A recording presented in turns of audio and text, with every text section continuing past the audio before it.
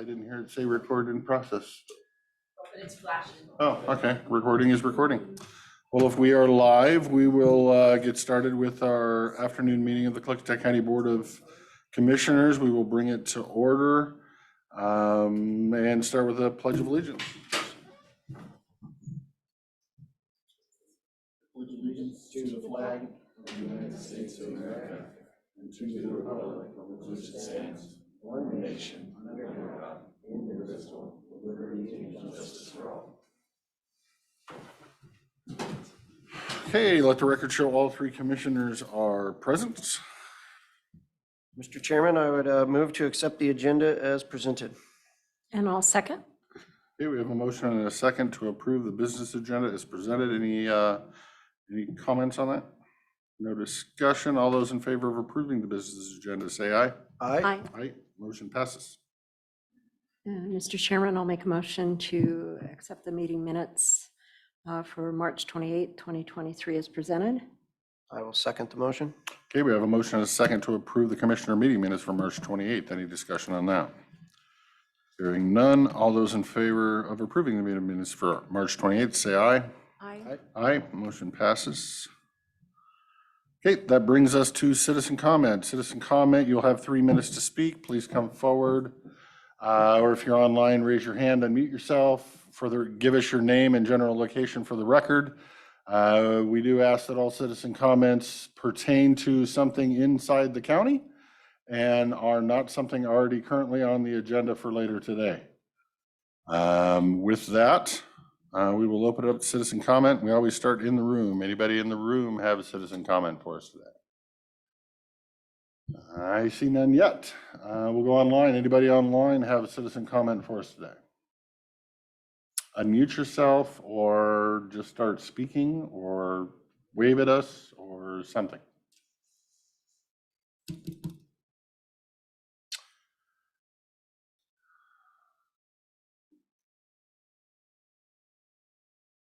And break a record if we don't have at least one.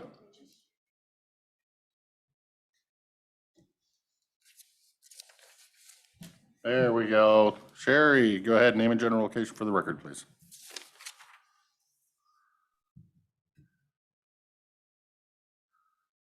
We don't hear you, Sherry.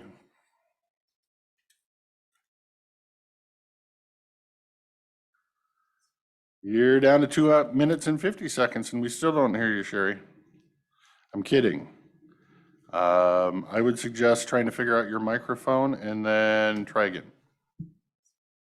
All right. Oh, Can you hear me now? We do. Go ahead. We'll start your clock over. I'll keep track of it. Sorry for that technical difficulties.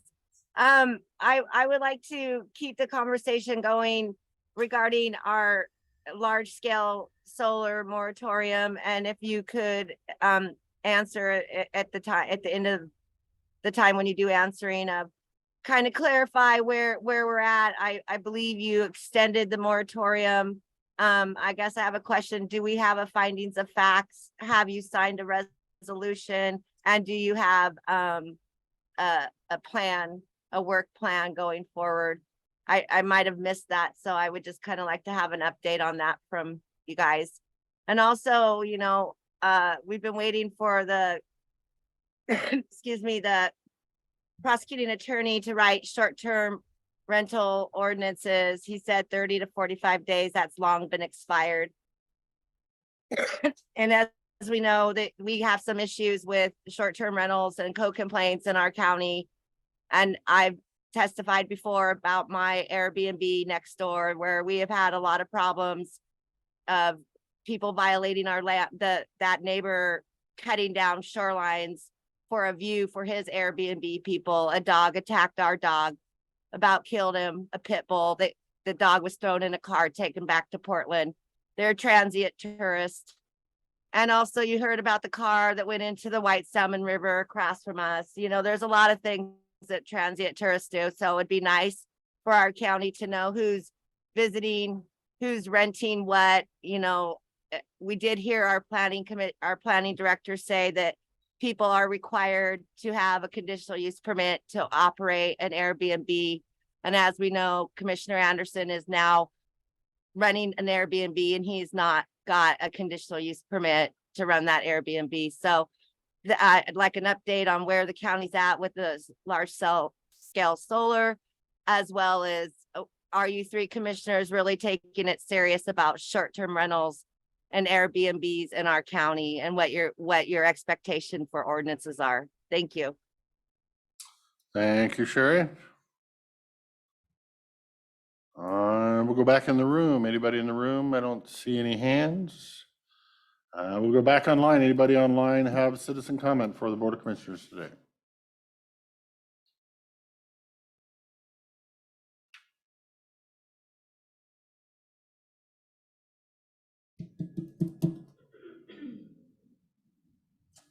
Seeing none. Beautiful day. Everybody's at the park, I guess.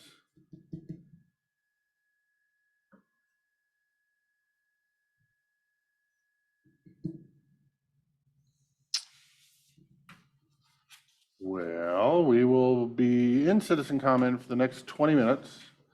So if anybody in the room or online has citizen comment within that 20 minutes, unmute yourself or wave at us or get our attention in some way, and I will check back periodically just to remind everybody that we're still in citizen comment.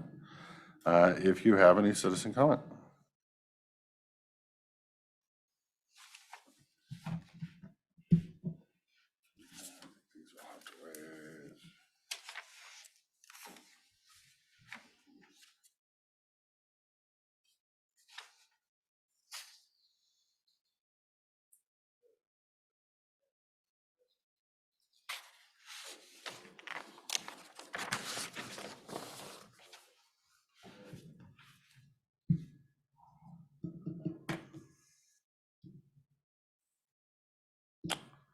See, come back from lunch early to get my work done, and then here we are with no citizen comment.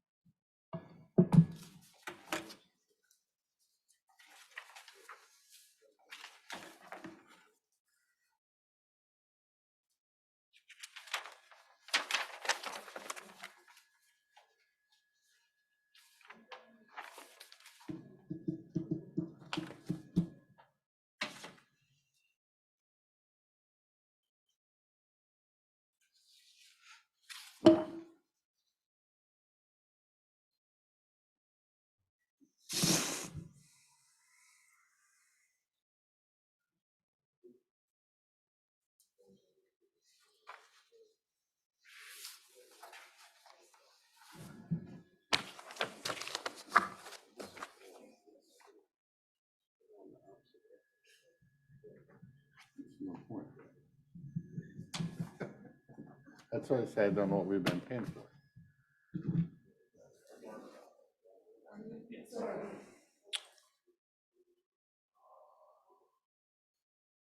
Alrighty, I see case P, the meeting's been changed on the calendar. That's good.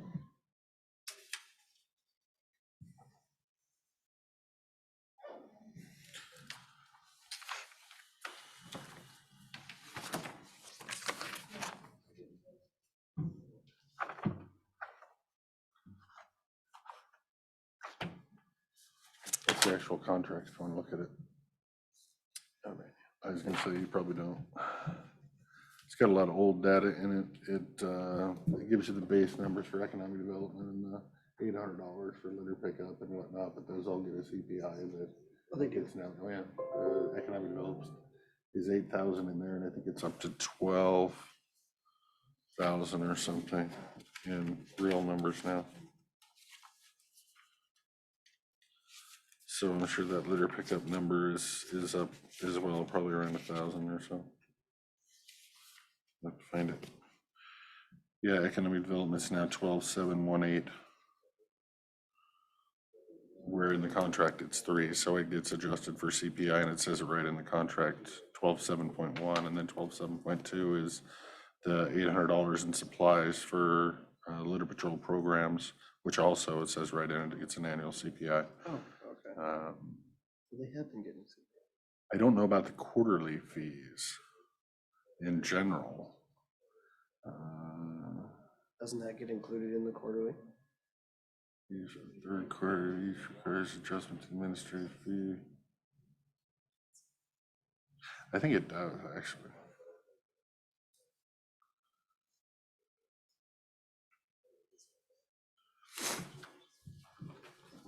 Guess I should be paying attention to Zoom while I'm doing it. I don't see anybody. I'll look at quarterly fees here and see what it says. I grabbed the wrong book, so it doesn't have all my stickies on it.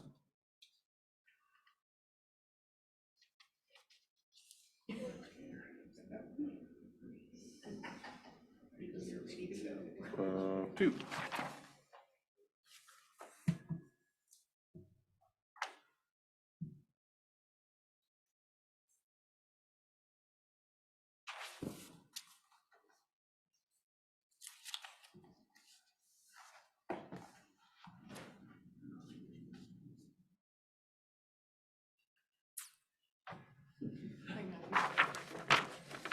That's the wording for the quarterlies. And then below it is economic and solid waste, all the other numbers.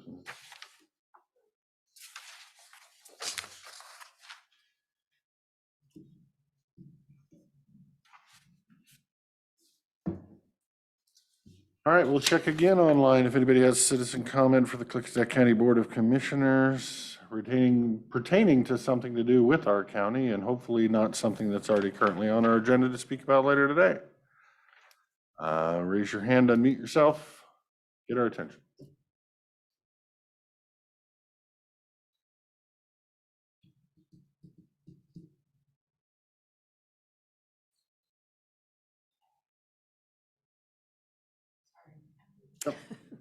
I'm fine. It didn't show over here, so as long as you didn't close out of Zoom while you were in a hurry to try to get that off of there. What did I do? Oh, they're quarterly administrative. Yeah. But I don't see where it says, because I know that's not where we're at. So this has gone up, but I don't see where that is.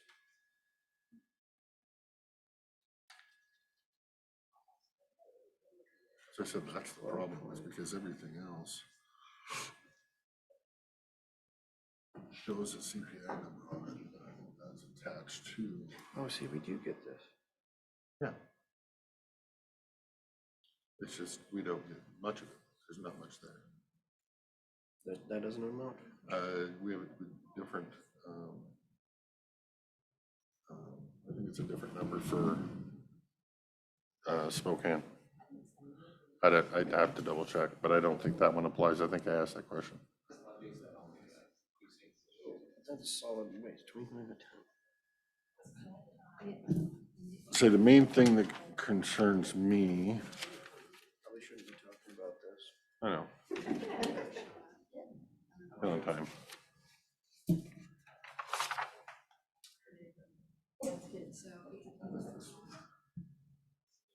Special waste. If we get rid of that, and all of a sudden we start doing about. That's the negative, which they never have, but that's the only negative of wrapping everything. We don't have a conversation, so we're gonna have to eavesdrop into yours. You would not like to hear what we're saying. Okay.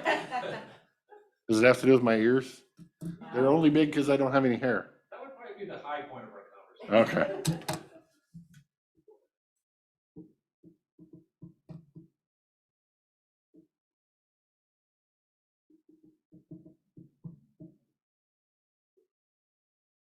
Boy, I know how to get it quiet in here, though, don't I? Jeez. Just wait for you to carry the conversation, Dan.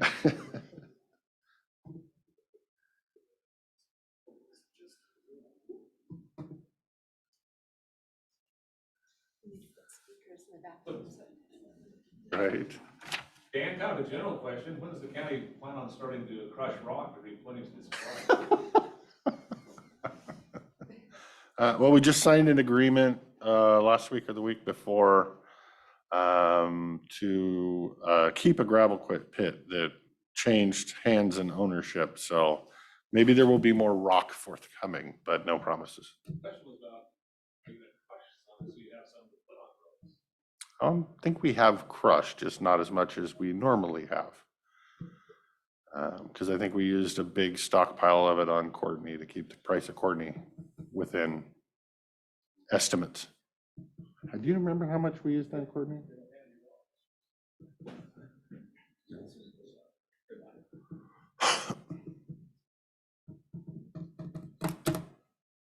I tried to get you some earlier because they'll be chipping asphalt and I was hoping they could crush that into rock, but apparently, I said I tried to get you rock earlier because they're going to be chipping asphalt on the lower part of Courtney. And so I was questioning whether we could take that asphalt and grind it up to make gravel, but apparently it's in the contract that the contractor that's doing the job gets that crushed rock.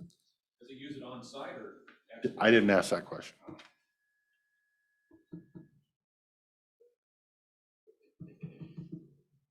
But this is the crushed asphalt from when they did a paving project last year and it wasn't good. So paving that does this. So they had to grind it all up and start all over again. Perpetual speed bumps, that's. Yeah.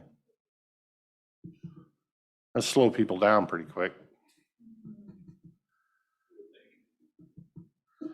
All right, back to citizen comments. Anybody have citizen comments online for us today?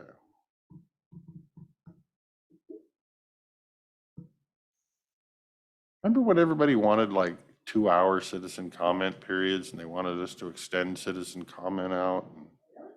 Oh yeah, that was a year ago though. Actually, there's not a single one of you that don't already know what I think about any given subject. Yeah. It's okay, Jake, you can smile. That's kind of like me. It's not hard read between these lines.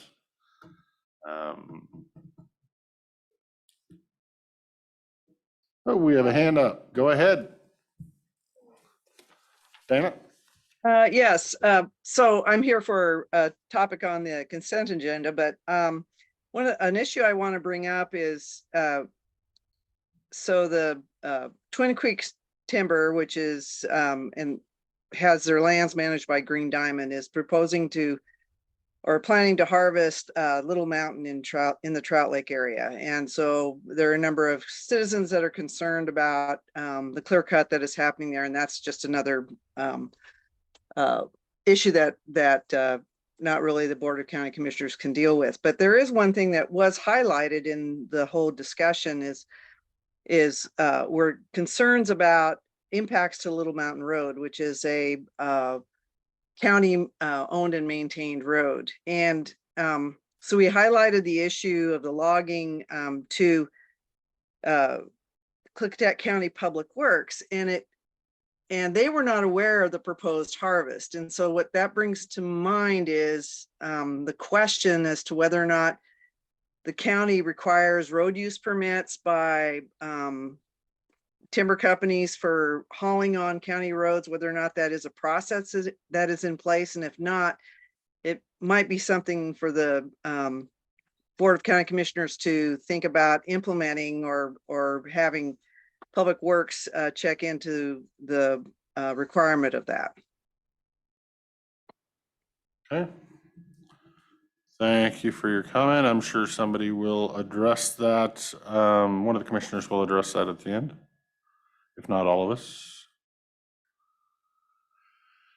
Anybody else citizen comment? Oh, just saw a hand from the audience, the citizen with the hat on. He's not paying attention to me. I saw his hand. He went like this. I think that was a hand to me. He's like, whoa, whoa, whoa. It's like at an auction, you better be careful. I'll call on you. Back online, anybody online, any citizen online have citizen comment for us today?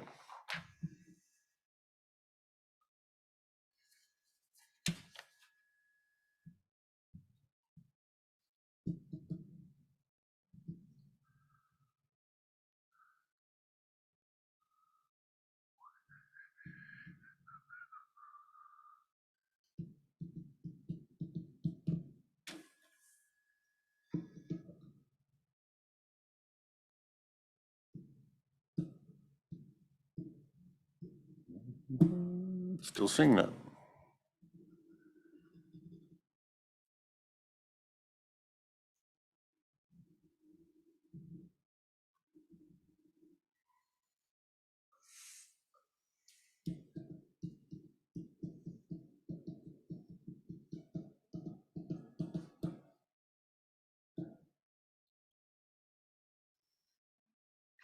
Lori can give a citizen comment about the Easter egg hunt at the pool. I saw pictures. Well, I can comment, yes, it was our 11th annual, we had 3 years off from Easter egg hunts in the water due to COVID.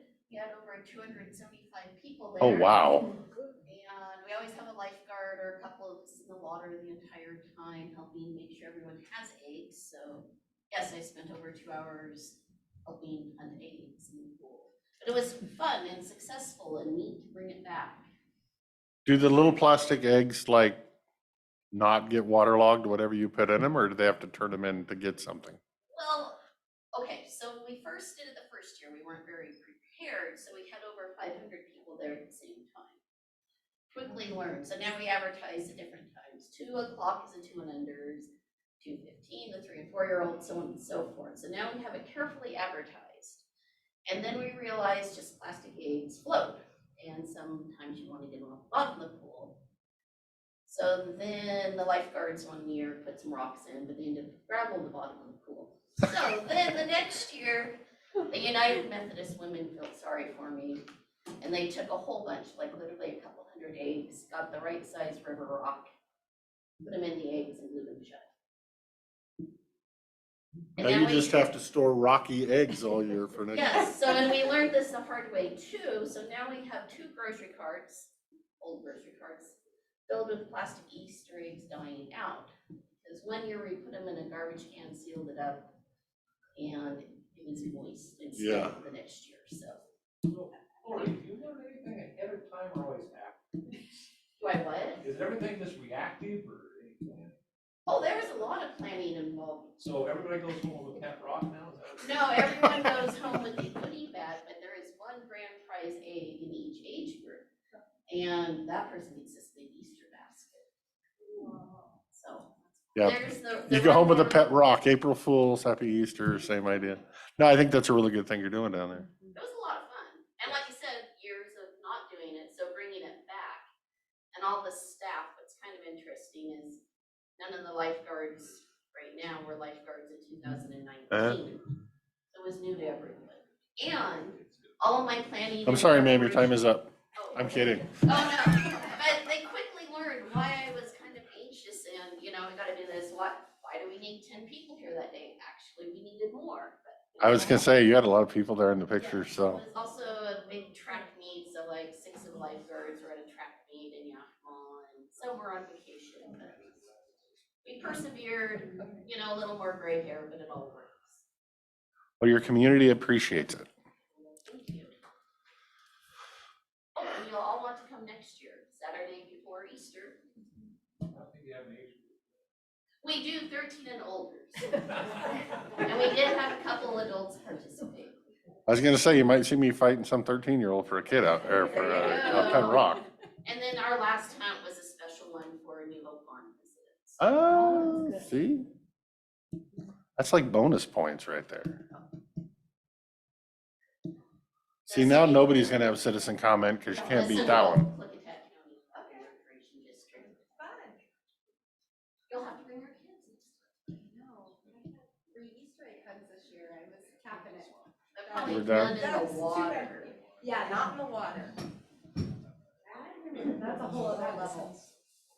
All right, we'll go back online one more time. Citizen comment. Anybody have citizen comment online or actually in the room? One last shot.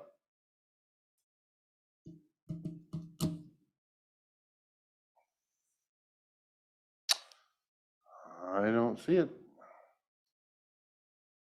It is 1:25 though, so if either of my seatmates would like to answer any of the questions or address any of the statements, they're more than welcome. Diana, for Trout Lake and the Little Mountain logging that they're talking about, if you haven't checked with Department of Natural Resources, you might want to call them Olympia can route you to whichever district you belong to. I don't know if it's Southwest or Southeast or the Eastern District. But they fill out a pretty thick forest practice application before they get their cutting permit. And I think it does talk about roads and how they'll handle transportation. And I had thought that was also routed through the counties, but that's been a long time ago since I worked there. But I would check with DNR, and then I'll also talk to our road department again about that road too, because I understand your concerns with log trucks and that road is a little bit fragile. Okay. You want to go? You want me to go? Yeah, I can also speak to that. So the road haul agreements that we require for the large scale energy projects, we've never required those for log hauling nor any other regular agricultural activities. And so that's something that's been brought up a few times about Upper Snowden. Our Public Works Department does keep close tabs on the roads and puts the road restrictions on when they think it's going to get too wet and cause damage to the roads. So that's how we've managed it up until now. Did it? Yeah, I'll let you hit the other side. Gee, thanks. Yeah, I guess I'll just add to that. Yeah, normally we have road haul agreements for people carrying heavy loads or a lot of traffic. To tell you the flat honest truth, I don't know anything about road haul agreements for timber operations. It has not come up while I've been in this chair or even when I was in the audience. So I would have to go with what Commissioner Anderson said on that. But I will be checking with our Public Works Director to hopefully he can give us an update. I do actually see him on Zoom, but I do not expect him to come forward right now and give us an update. And then the Sherry, the moratorium, the findings of fact, I believe, was turned in to the prosecutor for review. We don't know whether he'll have time to review it, but we are still moving ahead anyway. And later today, you will hear the questions. We will have we each brought our own list of questions that we want the Planning Commission to think about or look at or address or kind of that. And so we're going to form that together. The planning director does have a tentative timeline. And I would picture that you would see the findings of fact document on our agenda next Tuesday. But everything's moving forward even without that. Short-term rentals, you know what I know. I'm sure when the prosecutor finds time, he'll get that handled and get it back to us. That's what I know, and that's the only update I have. That's all I got there. We still have 2 minutes. Any last second citizen comments from anybody that hasn't given one yet?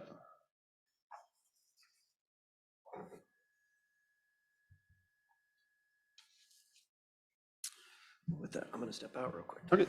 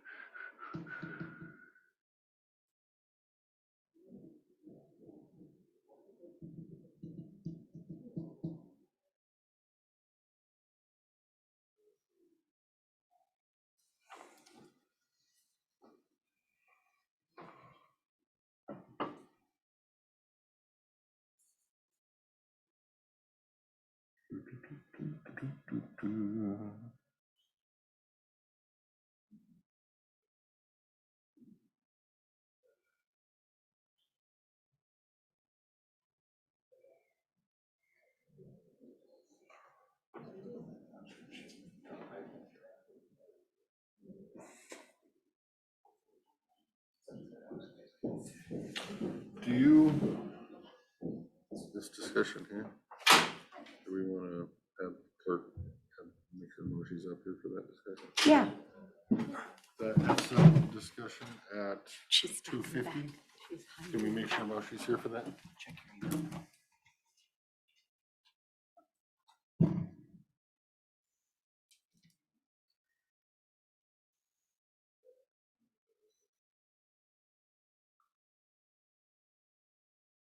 Wow. What's up? Yeah. Did you read it? Mhm. Oh, I shocked me. I really didn't wanna, but. Alrighty. I need to get back to my screen. Time is now 1:30. Citizen comment is over.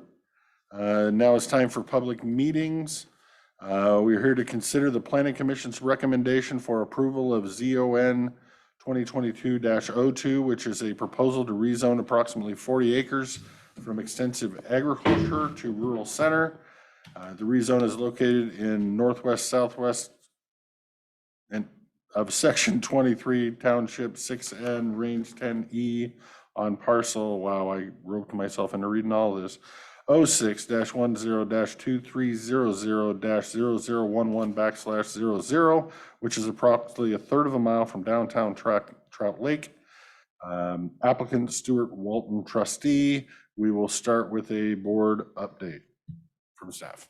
Okay, so as noted, it's zone change request 2022-02. And what we're here today is to consider the Planning Commission's recommendation to approve the rezone request of approximately 40 acres from extensive ag to rural center. There is no specific site development proposed at this time. Staff has provided the following information for the board to review while considering this recommendation. We have the Planning Commission's findings of facts and recommendation that were signed on March 27th, 2023. Draft Planning Commission minutes from the March 20th, 2023 meeting, the Planning Commission staff review, as well as a comment letter and maps received at the hearing on March 20th. Then we do have the rural center zoning description and the Trout Lake comprehensive plan that is currently in effect, that is from 1995. The board has three options typically with this. You could move for approval to summarily accept the findings and conclusions as presented by the Planning Commission, or move for denial to summarily reject the findings and conclusions as presented by the Planning Commission, or the board may schedule a time to have their own public hearing and take additional testimony. And that's the quick rundown of the 108-page packet you have. Yep. Yeah, I'm glad you touched on the fact that now that this issue is actually before the commissioners, this is the first time the commissioners can discuss the issue. So we can either accept it, decline it, or hold our own public hearing.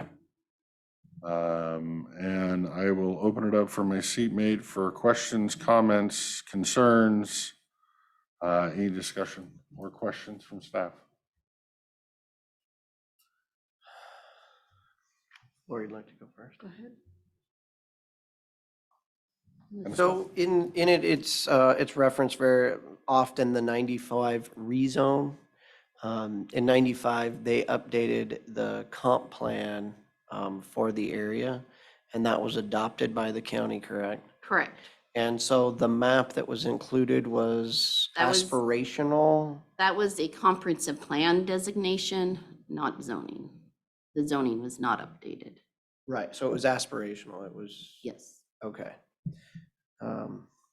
In the application, it says that this land was rezoned, and I don't know if that was a mistake, but it says it was rezoned back to extensive agriculture. Was this ever any other zone than what it currently is? No, we actually, staff, we went back through all of our zoning maps and everything. And I have a little history of different zoning maps from 1984 currently.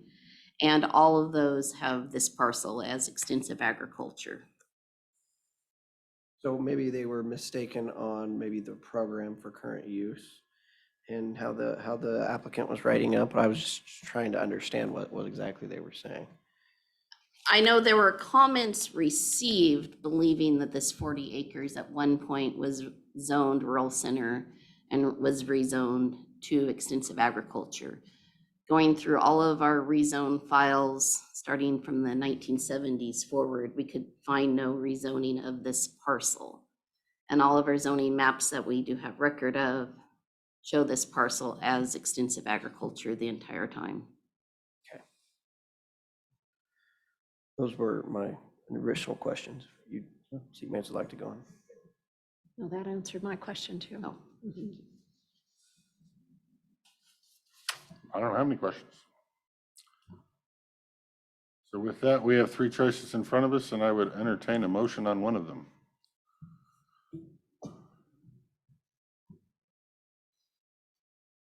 Whatever you'd like to do. What are you guys leaning towards?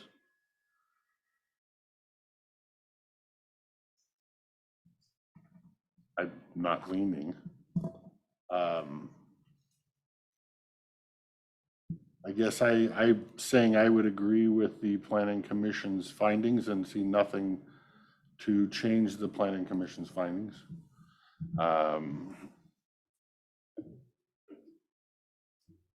That's my opinion.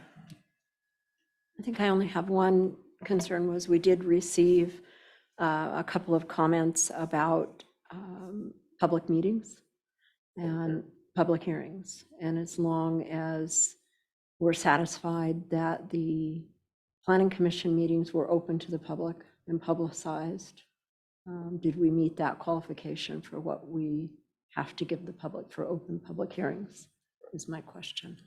And that's kind of where I'm at. I read through all the planning commission documents, and the same citizens that have sent emails recently requesting another public hearing, all their documents are in the packet that we have with their statements that they gave to the planning commission when they testified there.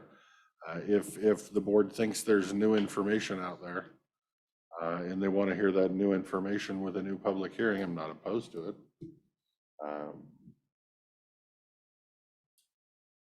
Like I said, I'm open to a motion.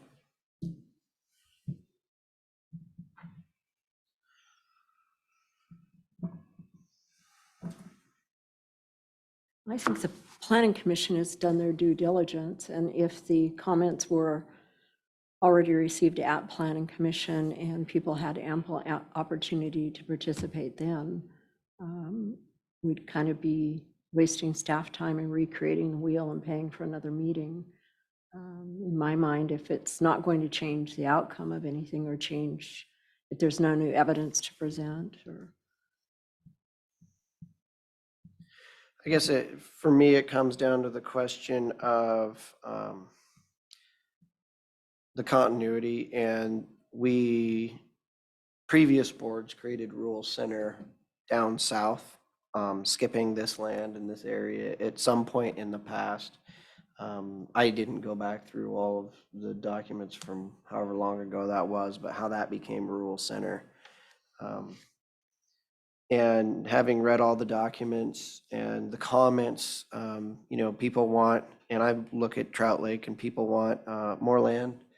They need to have developments. They need to have it on a more affordable way. From what I see and doing my math, when you look at what our county assesses a 2-acre lot at, that's about $170,000 to $180,000 is the current assessment on a 2-acre lot. On all the 0.5 acre lots that are in rural center, it averages anywhere from 44 to 70,000. So that's 74,000. A 1-acre lot, which is a little smaller than the 2 acres, running around 140,000, and a 5-acre lot's anywhere from 220 to 255. And so if the goal of the community, as they say, is to entice an ability so that people can afford to build that live here locally, whether those are half-acre lots or whether they're duplexes, which if we zoned it R2, they couldn't do duplexes. And so is this going to be a part of downtown? Yeah, at some point it's absolutely going to be a part of downtown. I do like that, you know, it's got both Jennings and Wood Road that are paved roads leading to the parcel. So you've got easy access to get back out to 141. I actually prefer smaller lots away from 141 because as you drive through town amongst all those small lots that have to pull out into, you know, traffic all the time, I do appreciate that. Um, My ball is this one, right? hmm? There. Yeah, it's this one. Also, the findings or the comments about the setbacks from the stream. That is not a stream, that's an irrigation ditch. Irrigation ditches are not considered streams with regards to the setbacks. And that little ditch goes right through a bunch of other people's property and houses. And that's one of the little beautiful things of Trout Lake is all the irrigation ditches. So, and like, as with you, Commissioner Christopher, most of what I was reading from the comments were people that had commented to the Planning Commission. For me, I would have to see the reasons and rationale. It would be different if we hadn't, a previous board hadn't already created rural center to the south. And I don't think R1 would really be appropriate. I think everyone's fear of 600 lots is nothing but a fear on 40 acres. I do think, though, that in the applicant's statement that they expect it to be over 1 acre in size. We currently have something before us later today that looks at the Hewsome Hills project, which is rural center in Hewsome, which has public water but does not have public sewer. And those lots can get down to a ½ acre in size, much as the rest of the rural center up here. So I think that, you know, if the applicant wants to shoehorn themselves in and say they will only create 1 acre lots, that's fine. But I don't think that that's an accurate statement based on what we've seen elsewhere.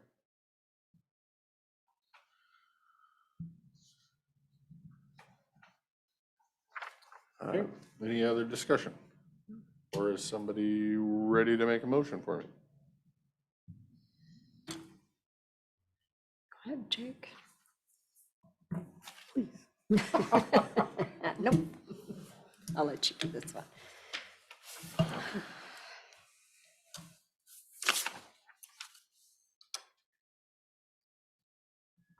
Courage. Somebody's got to have some Okay. courage. I'm still thinking about. Okay. So it'd be pretty bad if you make me step down his chair to make a motion. but- Wouldn't be the first time.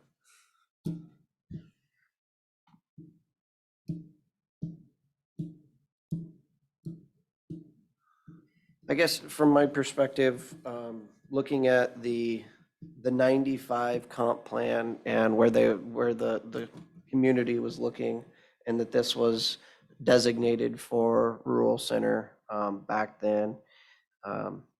And in 20 years, I don't think you'll see a community go from upzoning to downzoning.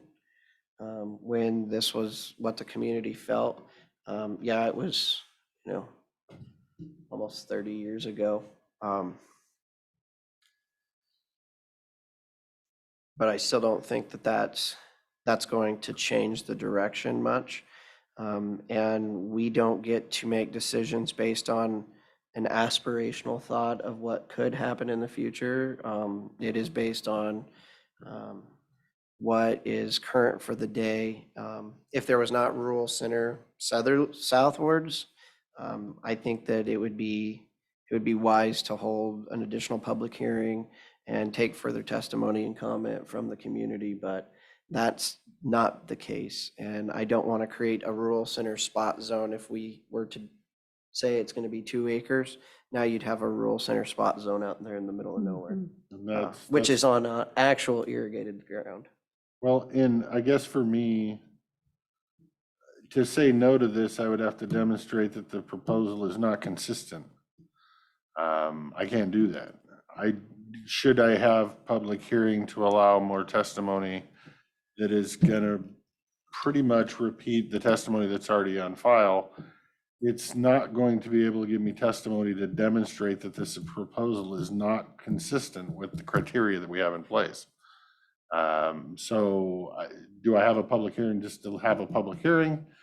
Part of me wants to, just so the public has a chance to speak, but part of me also doesn't want to waste people's time because I don't know what they possibly could say that would make this proposal non-consistent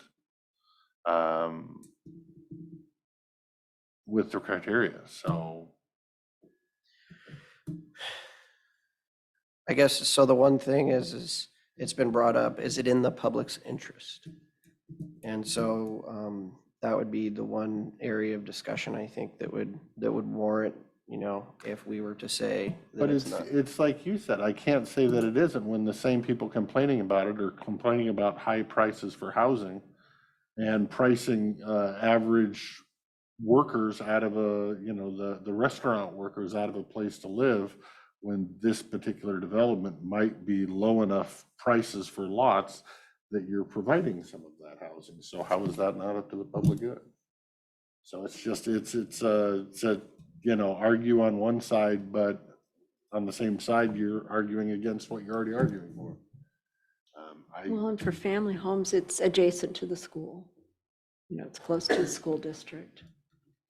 And where I'm at, it fits everywhere. So how do I tell this landowner that, no, I'm sorry, you can't do it because, I don't know, I don't want growth in Trout Lake.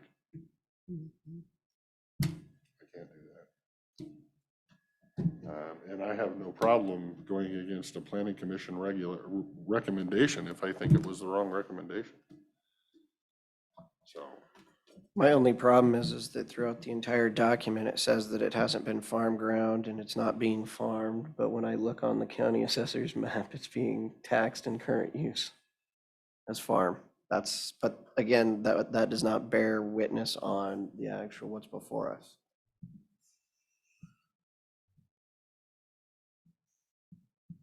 us. With that,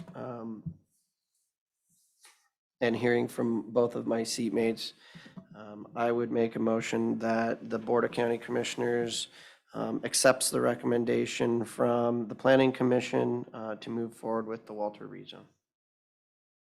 And I'll second. Okay, we have a motion and a second to accept the recommendation from the Planning Commission. Any further discussion? The only thing I can say is that, as all things, everybody wants to know the final result when when you're looking at this. We're not allowed, while it would be nice to know what the plans are for the property. I'm not allowed to know. We're not allowed to Or to take it that into consideration. consideration. And there it's been brought up that Jennings Road and Wood Road are not up to current county spec. I haven't seen a report from the Public Works Department on whether or not that is or is not the case. But if a project comes forward, either a short plat or a long plat, the person doing that will be required to bring those up to county specs. And so with that, I can't take that into consideration as a worry in terms of the public interest or for the public good. I can say, though, that there's been many short plats based on what I'm looking at that have used Jennings Road and Wood Road in the past. And so it's hard for me to not believe that they don't meet a county spec. Yeah, I'm glad you pointed out what we can consider and what we can't consider when we have our findings. Any other discussion? Hearing none, we have a motion and a second to accept the Planning Commission's recommendation and of approval to this rezone. All those in favor say aye. Aye. Aye. Motion passes. Thank you, everyone. I know this was a very contentious topic. I do have an ordinance and a map for your consideration to sign. Okay. There is 2 copies per usual. Okay. Thank you, Commissioners. Thank you. Is that where it's accepting? organized. And I can just check in later on that. Oops. Thank you. There you go. So 2 places.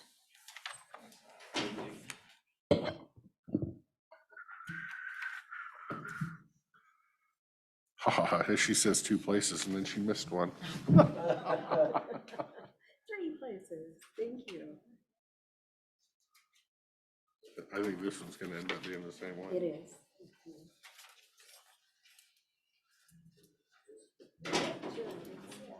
I'm sure glad it's somebody other than me. I'm the one that always forgets signatures.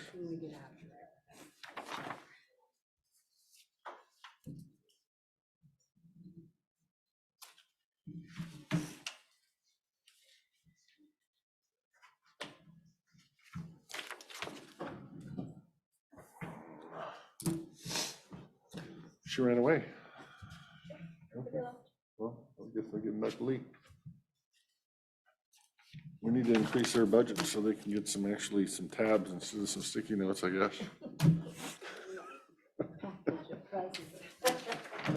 Mr. Chairman, I would make a motion to approve the consent agenda with all 9 items.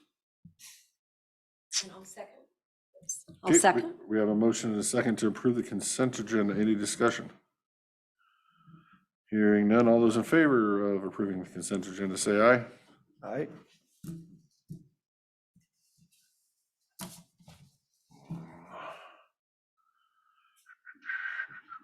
All right. We are 3 minutes early. Let's do pay the bills early. Okay.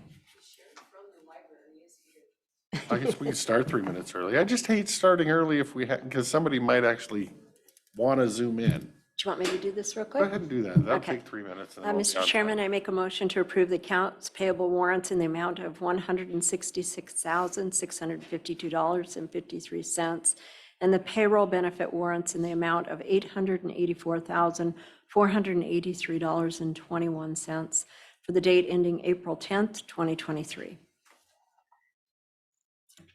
Oops. I'll second the motion. Okay, we have a motion and a second to pay the bills. Any discussion? All right, all those in favor of paying the bills, say aye. Aye. Aye. Motion passes. We're still 2 minutes early. You want to start early or are you waiting on anybody? Come on down.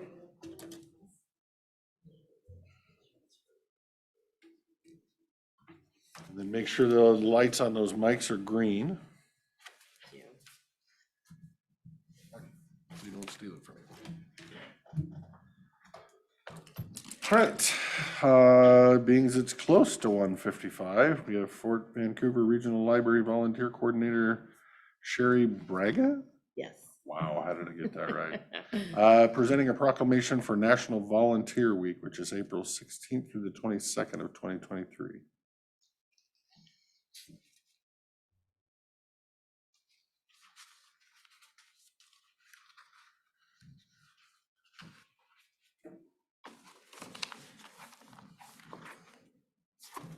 Do you want me to say a few remarks first, You or? can say a few remarks, you can read the whole thing into the record, whatever you want to do.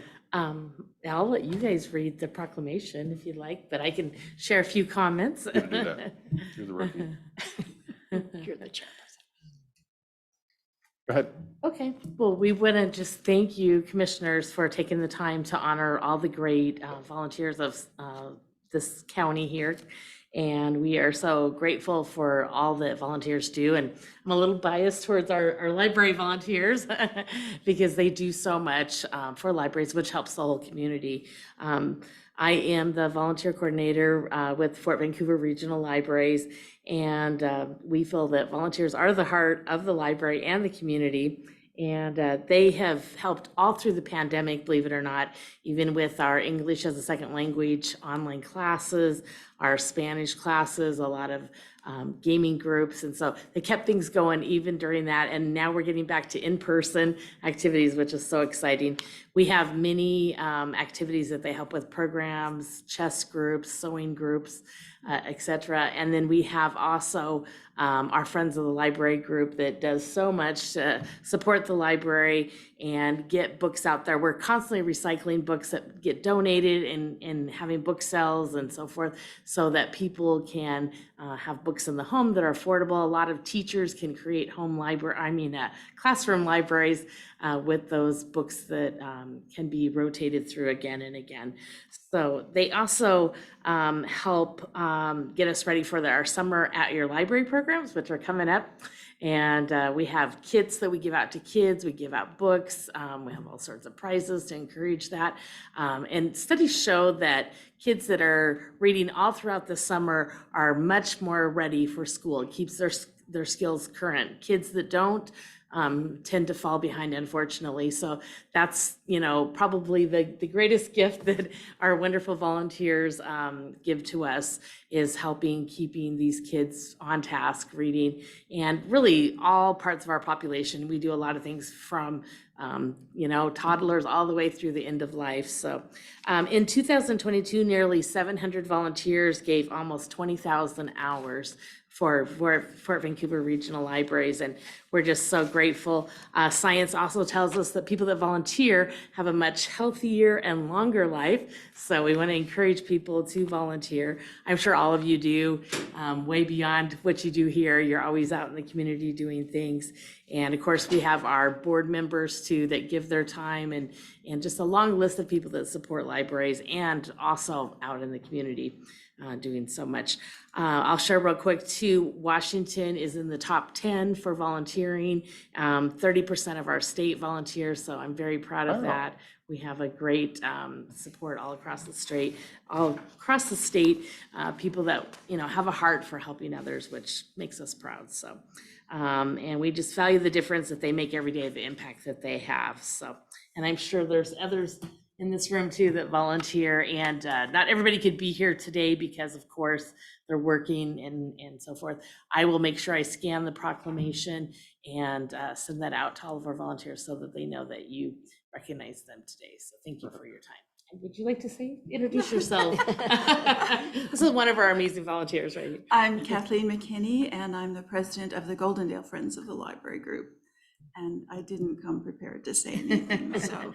But she does a lot. I'll just say for her. How many members are in the Friends of Goldendale group? Well, we consider anybody who's a part of our group. So we have about 200 Friends of the Goldendale Library, and we have about 15 people who are actively coming to our meetings right now. That's been slowly growing. We did suffer because of COVID, right, and our group kind of fell apart for a while, and we're slowly growing back.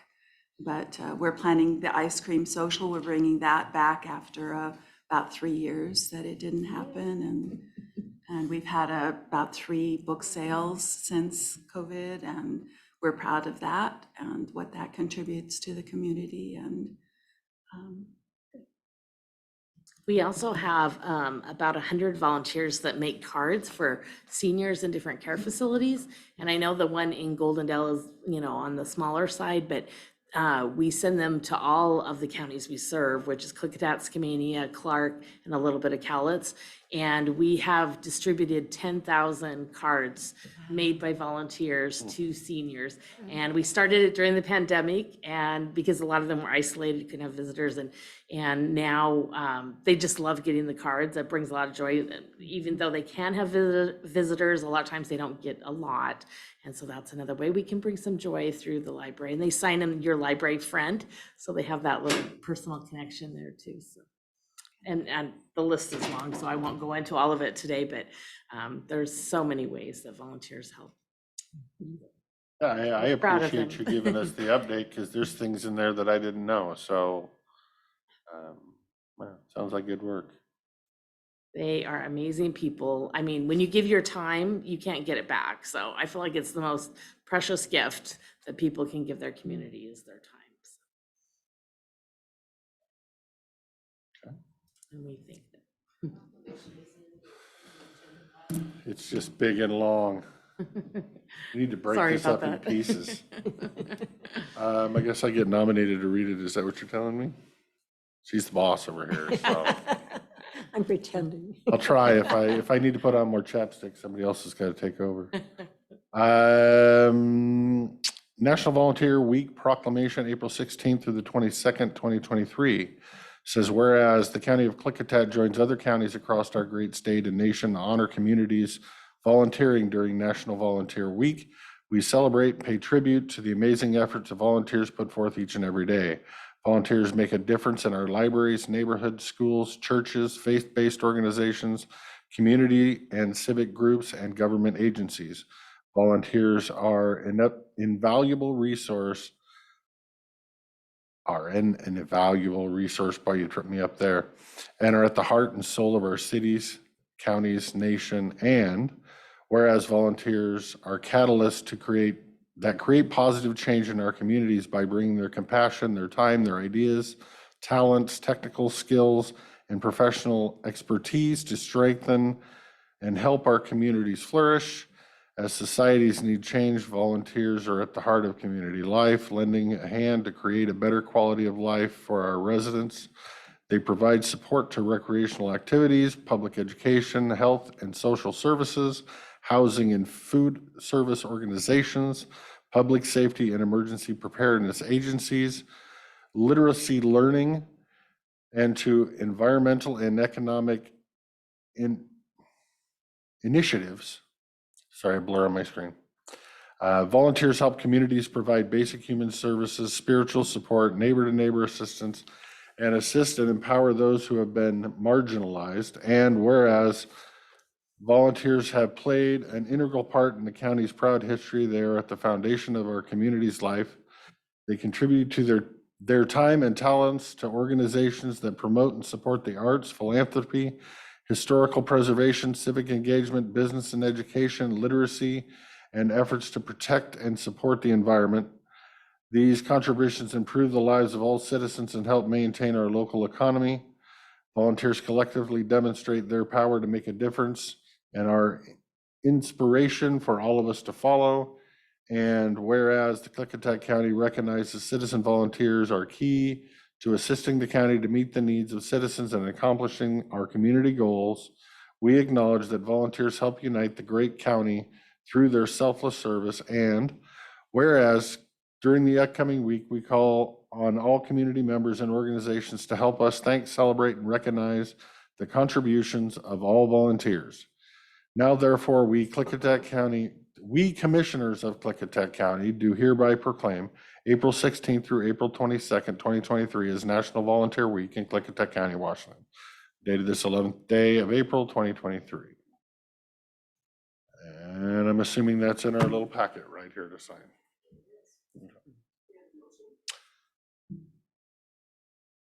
Was it not part of the consent agenda? 1, 2, 3, 4, 5, 6. Oh, perfect. Was it separate? We need a motion for it though. Okay, you already signed it. Mr. Chairman, I would make a motion for the Board of County Commissioners to declare National Volunteer Week, April 16th through April 22nd, 2023. And I'll second the motion. Okay, we have a motion and a second to declare National Volunteer Week. Any discussion? Hearing none, all those in favor say aye. Aye. Aye. Aye. Motion passes. Thank you. Thank you. I'm sure once we get it all signed, she will forward you over a copy unless you want us digging for it now, but. And thank you for the update. Oh, thank you. Thanks for all you do. I know you make a big difference in the community too, so thank you very much. We try.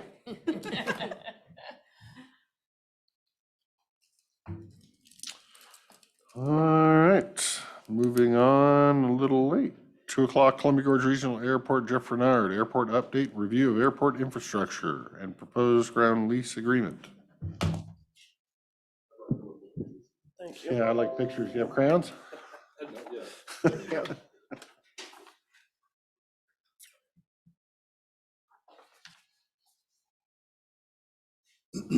It's amazing how one truck on that hill can change your timing pretty quick. The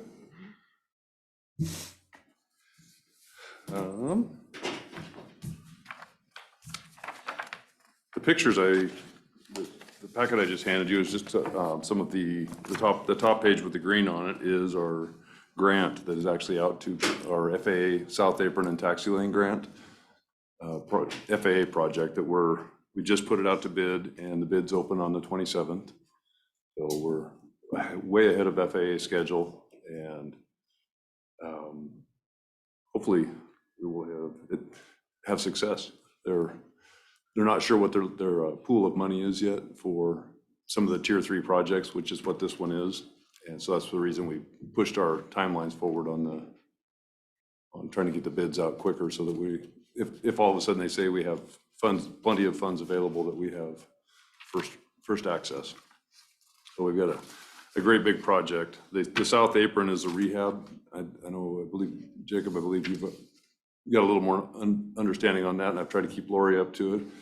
The South Apron rehab portion there is tearing out the old blacktop and bringing it up to current standard, eliminating a bunch of cracks and setting new tie-down spaces for the airplanes. And then the new taxi lane is adjacent to the existing T-hanger rows. We're going to put in 5 new taxi lanes so we can build future revenue sources in between them. Second picture kind of gives another better aerial of it. And you have questions, Dan? So you build the taxiway before you build the hangar? We do. One of the things that has been a real deterrent to any future development at the airport has been the cost of doing this work. And when the FAA puts funds out there available for us to be able to do that with, it seemed like a real good opportunity to make some very desirable areas to build. So on the question I had with the hangar leases, are these the hangar locations here, or is that somewhere else? Which one are you looking at? Those future hangars on that sheet are potentially airport-owned T hangars. The next sheet with the 4 square boxes that says proposed 50 by 50s. Yep. That is the one that we've had 2 different developers that are ready to build, wanting to put up privately owned hangars. And that project with the 50 by 50s has kind of come apart. In part, we've got a land lease issue, trying to navigate the land leases. City attorney of the Dalles took our existing land lease and brought it to what he felt was legally sufficient, and both developers walked away from it and said that it was overly protective of the city, and we would never we'd never have development in the future. So between the 3 of us, we've redlined this, and it still needs to come up here for your prosecuting attorney to finalize. But I was trying to get something that both the city's attorney and the developers mostly agreed upon. Oh. Yeah, Have they came to an agreement? we're close. Okay. Jonathan Carr, the city attorney, has said he'll have his draft back to me. I sent him the second set of red lines on it, and I think we're close. And one of the gentlemen that wants to build 2 of these hangars, or what is now probably going to be a larger larger hangar with a center wall down it, is interested in spending a few $1 million on our property to build us a corporate hangar or a new terminal building and that kind of stuff. So I'm really wanting to get a really good template for a land lease, so that we have the ability to, when people come, that we have things like this property. I think one of the questions was the infrastructure going into this property, this piece of the property. I've been working with the airport board on that, trying to figure out how we cover those costs. And all of our building lots in the business park have all got the utilities stubbed up to them, and then the developer takes off from the edge of the lot. And looking at some of the future hangar building areas, what do we do, and how do we how do we fund that? Putting, So that was kind of one of my questions, is I was curious of, any water, power, sewer that's already running out there that's been already put in and paid by grant dollars, and how much of it is taxpayer dollars?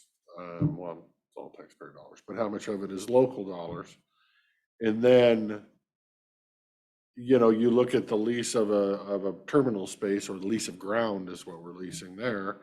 And do you get the return, do the taxpayers get the return on their investment for putting in the infrastructure? And, then you can weigh that out, that if it's a business or a school or something like that, there's return. If it's just a parking place, how much return on investment is there for a parking place for an airplane? yeah, So those were my kind of questions, to make sure that I can feel comfortable that the citizens were getting a good bang for their buck, okay. for the money and infrastructure that they've put in for this. I'll give you the 100,000-foot view that I'm learning from. And I'm not crying, this fan's blowing in my eyes, and it's, No, so if I start crying, it isn't. I make a few people cry every now and then, so it's okay. Any infrastructure that's presently out there would have been put in with FAA dollars. No local stuff. No, well, there would be a local match of 10%, which, like with the core grants, Critical Oregon Airport Relief Grants, they pick up 90% of the 10%.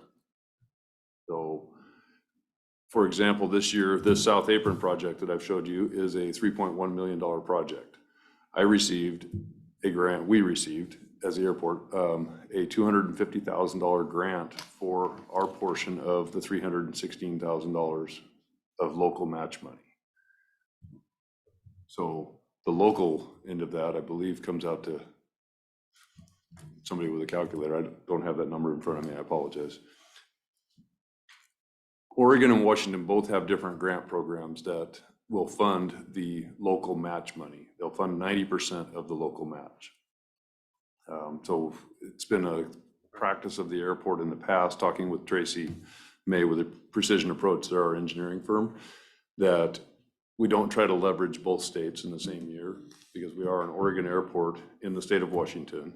So we have access to both pools of money, but it is frowned upon to put our hands in both cookie jars at the same time.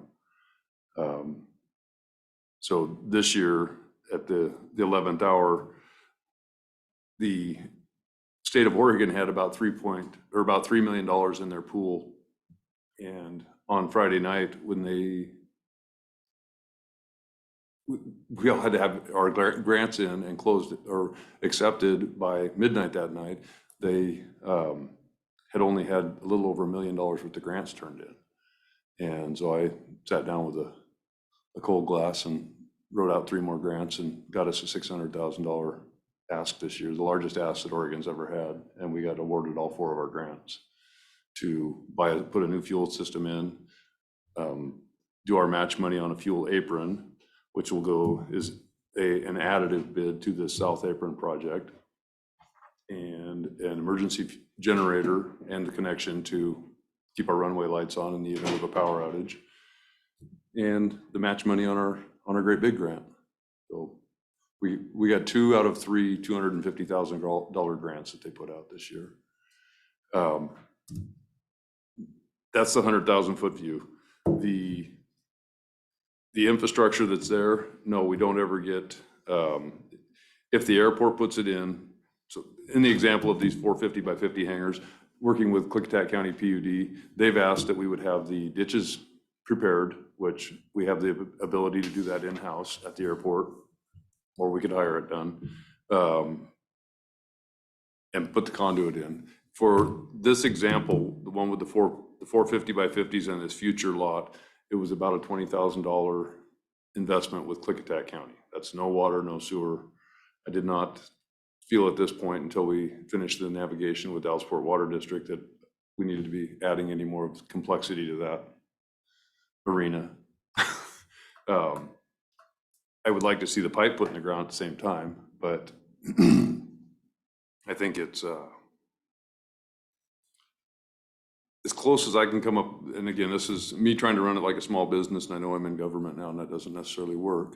But if we were to put a $20,000 investment in and collect $3,000 to $5,000 from each of those future development sites, in this example, I mean, each parcel of land is going to have a different equation. But if we collected a $3,000, for lack of better terms, SDC, I feel like we would become 2/3 whole. The airport would have an investment. Ultimately, it's always the airport's property.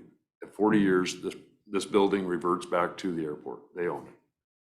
And we won't be here for that, but the infrastructure will always be the airport's. And if they choose to sell to us, it's our infrastructure. And that is an option of any building built on the airport always has a first right of refusal built into it, to where things change, somebody decides they don't want to store their airplane anymore, or they get out of flying, they can put it up for sale. We have the option to buy it, then it's ours, and it's another revenue stream. The front building closest to those buildings is one of those examples. That is a privately owned condo association. The building behind it, the second T hangar, brings in about $43,000 a year in revenue off of that, the hangar rents. So that's our ultimate goal, is to get as many rows of those out there, because that will make us self-sufficient. And that's kind of the kicker of where I'm coming. Is this going to make you self-sufficient and be able to, I guess I'd say, pay back the citizens for paying for the infrastructure by making you self-sufficient, so you need less or money? Yeah. I just No, and I understand what you're saying. That's, as I look back through some of the budget and stuff, trying to, again, I'm as new to this as anybody. The airport, when this joint operating agreement came together originally, the Klickitat County and the city of the Dalles put in $65,000, and that was in 2002. That ask has never changed. And I've been trying to find any other department in either of your worlds that has not had to have a budget increase over the last 20 years. We continue to drive this year. Our revenues will definitely be up because I've stabilized the rents, kind of made sure everybody was equalized, and that we have a consistent 2.6 increase every year now on every lease that's renewed. We did that, I believe, 3 or 4 months ago. Put that in place, and it's July 1, everybody's rent will go up 2.6%. Some of the leases, like our Department of Natural Resources lease, looking at the footprint they were using, they were being charged $550 a month for what turned out to be about 7,000 square feet of property. And we adjusted that accordingly, and now they pay us $2,466 a month. We've got a number of little things like that that are continuing to drive the revenue up. Well, that's what I was looking at when I was looking at the lease of the land is, I'm looking at the yearly lease and I'm doing the math, and I'm like, God, they're really not paying a whole lot over 40 years. And I want to make sure that the money we invested into the infrastructure isn't going to be more than what we got back over 40 years of time to allow them to have it. And if that's the case, what is the public good? I think the difference is that whenever the FAA is involved in airports is that you're going to put in a hangar at your expense, and you're going to build it. And in 40 years, you're going to have to give it to the airport. And so you have an asset. Like, that would be like building your house and then 40 years later having to give it to the government after still paying taxes on it. And so that's why the lease rates seem to be a little artificially low, because you're losing equity every year. So 40 years, they don't get to go out for an extension to keep it for another 40. It's just only if your airport chose to, and FAA guidance recommends not going past 40 years. There are cases that they have, and some of that, there's an argument both ways, because you may get, at 40 years, you may get a building with enough deferred maintenance that you would just assume they continued to own it. Or you have a provision in the lease, as we do, that says, put the land back like you found it, and they remove their building, and we start over again with the next guy. To Jake's point, the FAA subsidizes, and there's very specific verbiage that says that we may not get fair market value out of these pieces because there is a very high level desire to make sure that general aviation is successful. They do not want this to fail. And so the lease, I found a Federal Register thing I can email you guys that I've been studying because there was question about fair market value on the lots. And it's like anything tied to aviation does not meet the same fair market value if, like with the Cherry Packers, when they went in down there, that property is not aviation. That is, if whatever Port of Klickitat or Port of the Dalles would lease that property for, that's the same rate that they need to be at. But if it's aviation related, propeller shop, radio shop, somebody storing a hangar or storing an airplane, is a much discounted rate. And I think it comes down to the public good statement. Because you can look at all the numbers, and if you didn't have the subsidization, you wouldn't have general aviation. Without general aviation, you wouldn't have pilots for the airliners. I mean, it's one big thing how it works through the system. And if we can get, with all the work that Jeff's done with the South Apron rehab and getting more hangars built, there's a waiting list. How many are currently on the waiting list? 33 as of today. 33 that are currently on the waiting list that could be paying. If we can get Richard and we can get the next phase of the business park, that airport's one of the largest assets in the county.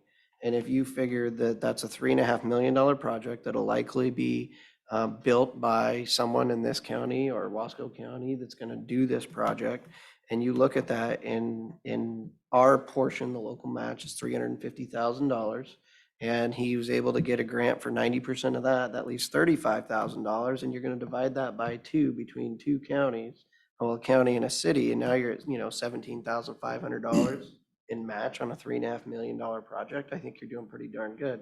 When apparently there's 35 people who are interested in using this. One of the things that at the last State of Oregon meeting I went to, they made reference that with the existing projects I have in play for this summer, we have almost $4 million worth of stuff going to happen. And we got our local match after the equation that Jake was just explaining is 4%, where everybody else is 10. It's just the way I was able to leverage backing projects up to each other to where we don't have, if all 3 of these projects can go off together, we eliminated $150,000 in mobilization fees. Some of that kind of stuff. That was my goal in that. The other question that I've tried to figure out how to ethically ask some of these plane owners and these developers that want to come in is, where do they actually go and lay their wallet down while they're here? Because as of this morning, I was watching the numbers keep climbing up. It was at 4,486 flights logged at the Dalles already this year, and we're not even halfway through April. So we're banging on 5,000 flights in and out of there. A number of those have been jets. The FBO does track how many jets, and I neglected to grab that information on the way out the door. One great big one left this morning, and I think that's part of the economic side of it we don't see, is when these guys come in and unload 20 people off their jet, where are they going? Is it wineries? Is it trap shooting? They're out at the Highland Hills Ranch in Condon. There's all these different components, and they're staying at the motels and they're eating in their restaurants. And I think there's things that I don't know how to capture that number yet, but they're flying $40 million jets in here and laying their wallets down in a number of places. I get that. I guess I would say that they're laying their wallets more so on the south side of the river than they are on the north side of the river, but I have no proof for that. But just based off where there is to lay your wallet down, I would think it's more over there than it is over there. Yeah, I know there's a number of them that hop into white salmon just because of the environment. They love going to everybody's. There's people that they have a very specific loop, and again, it's one of those questions I haven't really figured out how to show me your pile of receipts without giving me the real numbers. I think that's a really important component that we need to capture to understand just how valuable what we're doing down there is. Can you go backtrack into a little more of the problem with the lease? Term, the way I can just forward you guys where we're at in it. Probably the biggest challenge we had with the lease verbiage was there was fair market value stuff put into an aviation lease, which any of these guys that have done developments at airports realize that that's not, that component is not viable in there. So it took a bunch of digging to find that, and we're removing that from there. As of this morning, I got that point. So it's just verbiage, is it not changing the dollar numbers of the lease? Not changing the dollar numbers. Our land lease for both the commission and the council is at 20 cents a square foot for aviation side and 30 cents a square foot for the non-aviation lots. And So the price has that discounted rate factored in, but for some reason the contract had verbiage in there. The biggest verbiage that caused the hiccup was part of the reversionary clause at the 40 years or the 20 year, just the way that he had changed some of the wording that said at 20 years, if the airport deems it necessary to have this building, that we take it. It was the interpretation. And I said, no, that's not the case. The way the aviation leases are designed and what we presently use is a 20-year lease with 2 10-year extensions. So someplace in the previous 120 days to your lease expiring, you will notify the airport that we would like to continue into our next 10-year extension. As long as everybody's in good standing, there's no reason to not. And then at the 40-year mark, do you have the ability to claim the building if it's still a viable building? Very much so. Or if it's a crap building, you say return it to an empty lot? Yep. Yeah, and we didn't have some of that verb, the return it to an empty lot was not in our previous lease. We have one in 2018, the Shears spray company, their building reverted back to the airport. So they went from paying $1,500 a year in land lease to paying $1,200 a month in building rent.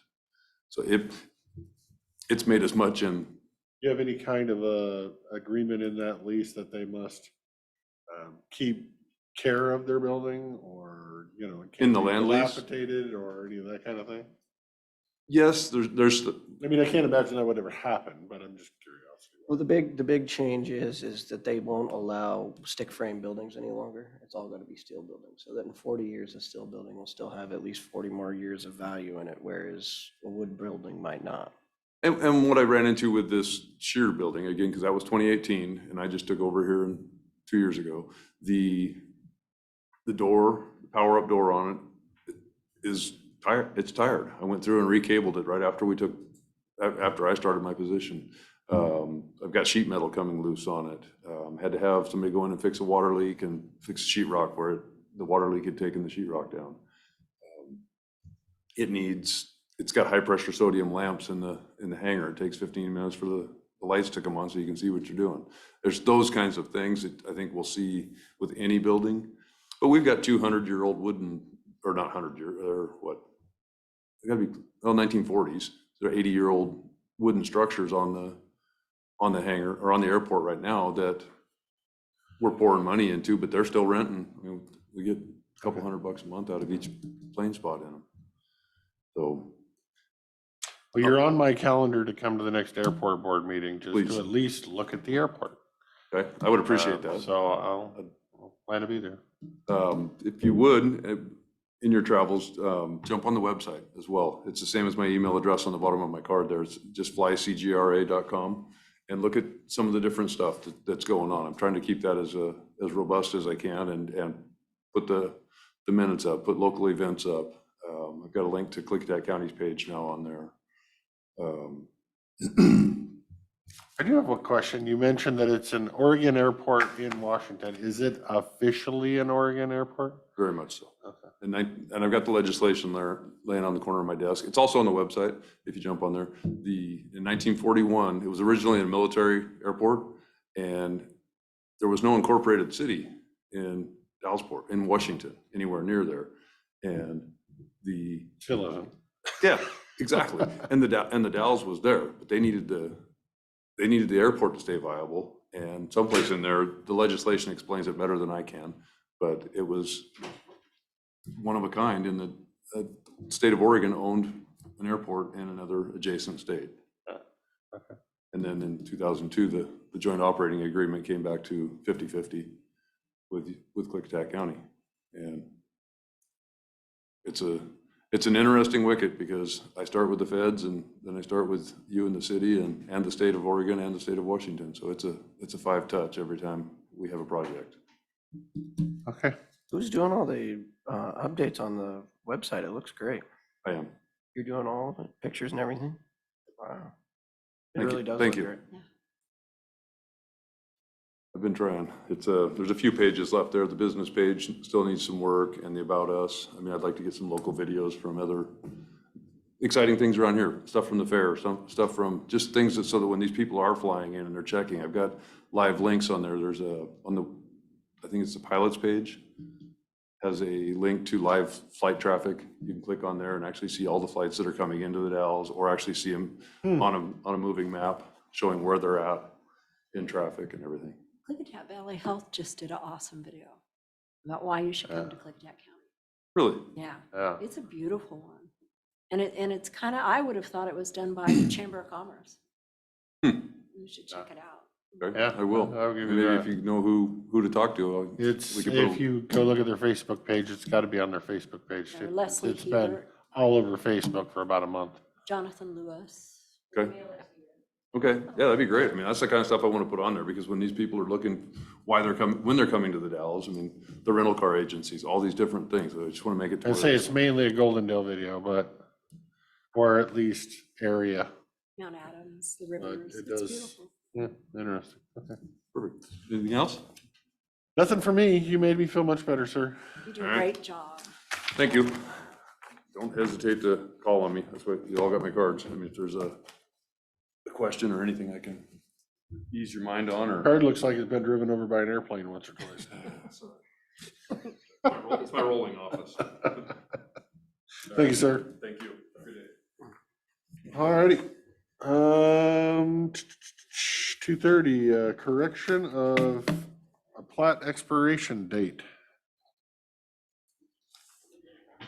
We will go with a staff update. Good afternoon.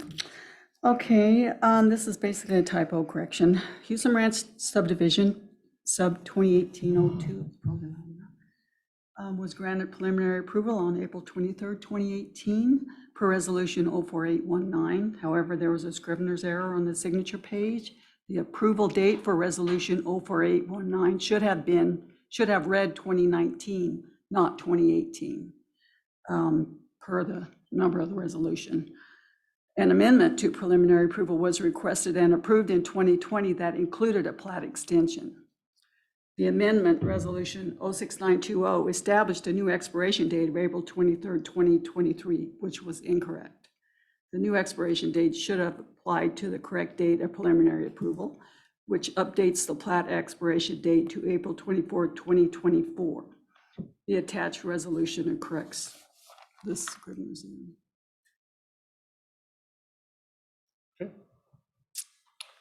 Any questions from my seatmates on this? I don't have any questions. Do we need a motion to approve the date change, or what do you need from us? Just signatures? A signature on the resolution, which I have right here. Okay, looky there. Prepared. We like it. Sorry, I'm trying to do two things at once.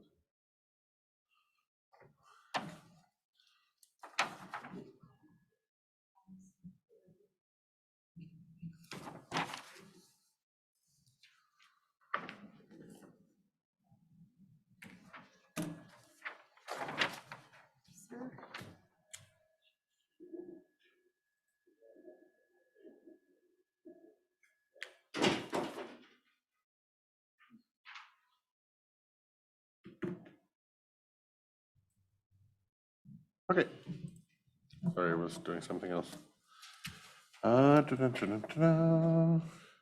Continued discussion regarding Board of Commissioners questions related to the Energy Site Council application.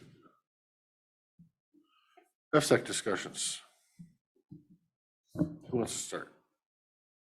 I could start. I actually did get to meet with Joanne and Andrea, I believe it was, on Friday, and they looked at another building in town, the Goldendale Grange. They had to go back to their staff meeting today. I got an email from them earlier that they do believe the choice for our citing hearing will be on the 25th from 5 to 9, and they committed to emailing me late this afternoon as soon as they're. Date again? The 25th. April, May? Yes, April, coming up soon. From 5 to 9? Yeah, and that building finally had all of the technical things they needed. Where at? The Goldendale Grange. So they'll be coming in and setting up early, and they'll send out notices today too, late today, they said. Is that notices to everybody that's on their email list through their website? Of resetting that meeting. Are we going to be able to post that more than one commissioner may be attending? Perfect. Okay. And then I can confirm that with you when I get there soon. I keep checking, but haven't seen it yet because they're holding their meeting while we're holding our meeting. Spending time with them and then talking to the project manager on Friday too, it was very interesting. I think over time, working through the solar process, they hadn't really gelled their process all the way together for their meetings yet, or how they handled their hearings or their meetings. And they've held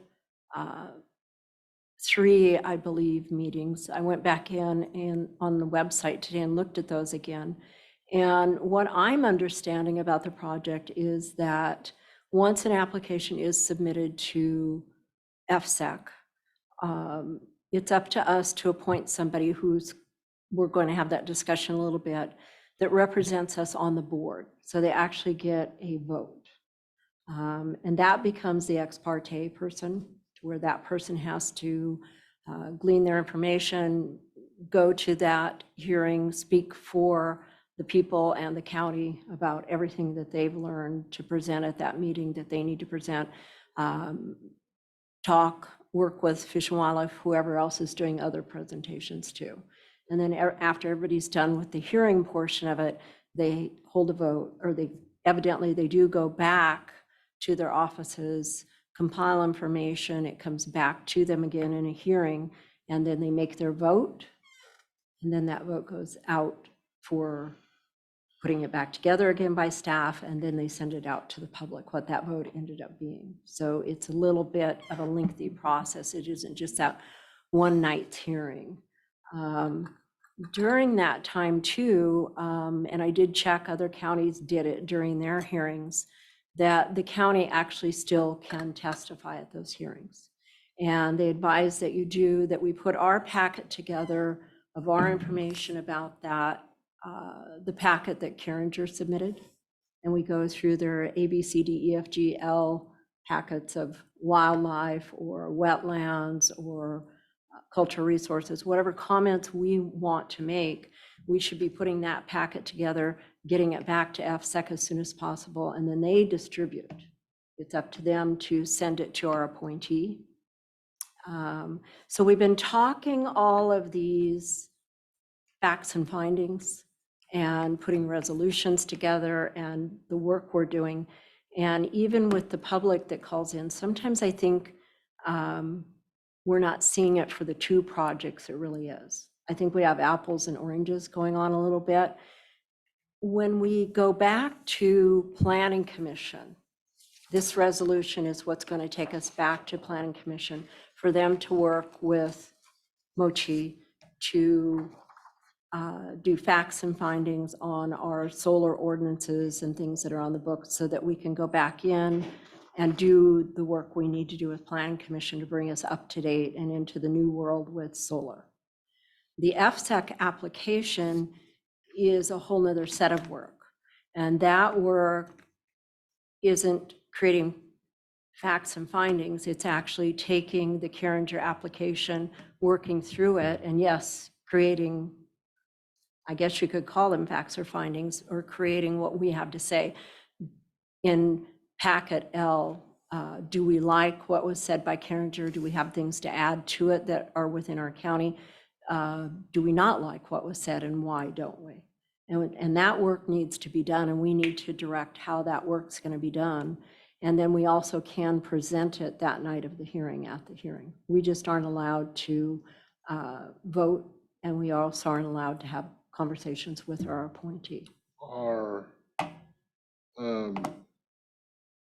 Is FSEC ever planning on officially asking the county for our opinion of the Cypress Creek document? Or, hey, what's your road haul agreement look like? Or are they gonna ask us anything, or are they just gonna do it if we don't give them some? There are counties who have just not participated, one who didn't do anything, and the process just moves forward. They advise that's not advisable, because how do you get things to your appointee otherwise? And it makes sense to me, that process makes sense to me. No, I don't think they're far enough into their own processes where they've made like a template or a book that says, Klickitat County, you have an application here at FSEC, Here's what and we're gonna here's need what from we'd you. like you to do. And then they don't reach out and do that. I think, Because I don't honestly think they care. I But do, that's just me. I do, talking with them and working with them, I do. I just don't think they have worked through their processes enough to get this into a gelled form that's a standard pathway that it rolls out. See, that's the hard part to me in my interpretation of, I guess I would say, the moratorium we're currently in. Because if I look at their application and they say, you know, number C1, we find this consistent with the setbacks for residential dwellings, blah, blah, blah, blah, blah. And because in your county code, solar can be put on that parcel, it must be, you know, it meets the criteria, just like the rezone we just did, that if it fits, you gotta let it in. To me, you're gonna have one answer to that question. Well, as of, you know, December 31st, 2022, yes, it did fit in our code. But as of January 7th, 2023, now we are under moratorium and it no longer fits in our code. So you're gonna have two answers. Yeah, but you're kind of thing not. to every question. Because that's where you're convoluting the two projects, because that moratorium doesn't apply to that application. We have to review everything in that application because it was laid down at FSEC and it's current and it's moving forward. We have to work with whatever we have on the books. I disagree with that, because otherwise, what value is there on a moratorium? And, you know, the governor had a moratorium on evicting tenants from your rentals. I guess legally I disagree. It's just a different process with FSEC because I it went there. understand what they're saying. Mhm. But I still think we need to cover ourselves legally in our document by using the moratorium as backup. My opinion. Well, and I think time is of the essence, and the 25th is clicking, and if we want to submit something to help our appointee, and we want to submit our findings at the hearing, we need to take the time and get a team together, get a few people together that can sit down and work through it with the planning department or whoever's going to be directed to do that work to get this packet ready, so that we can talk about those things in there. You want to call Monty out? Yeah, she's reading. We're chatting. So those things can all still be discussed, and we can banter those back and forth of where you think they're at, but they need to get moving. This findings and facts is, this resolution to me isn't as crucial. This work that the Planning Commission is going to be doing is time consuming. It's going to take a while. It could become very, very big at everything they decide that needs to be looked at.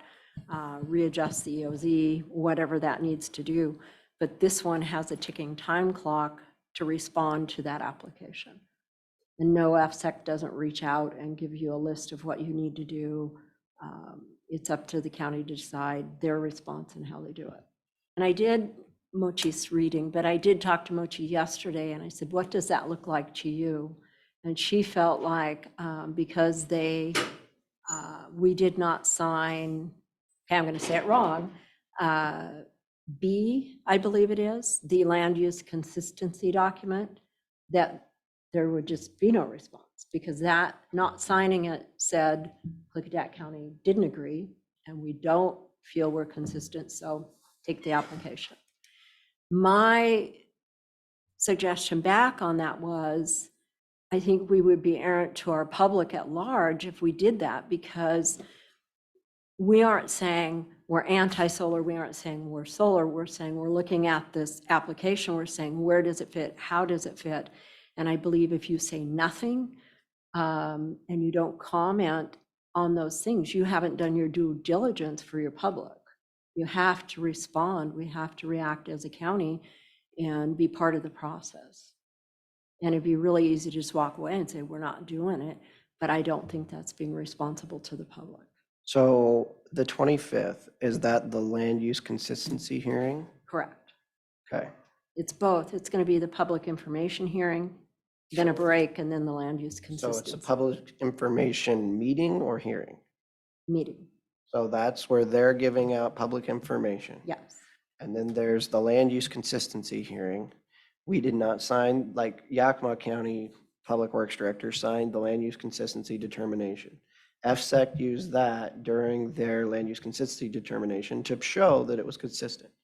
We have not signed that. We haven't responded to that. What Commissioner Christopher is saying, based on his interpretation, is that the moratorium is, should show, we should send in a comment on the land use consistency hearing that we feel that this project is not consistent with the land use of Klickitat County because there was a moratorium in place, much like how other counties did with the moratorium. And the best thing that we can say is we don't find that it's consistent.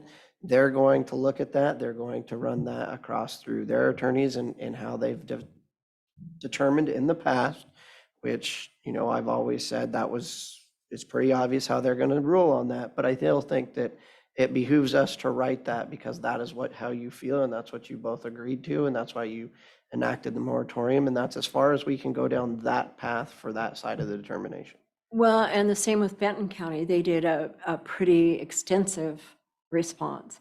And in theirs, as with us, there are other issues besides there are resolutions. There's a couple things buried in the books that need to go into these documents, and then FSEC needs to take those on for consideration. It isn't just the moratorium.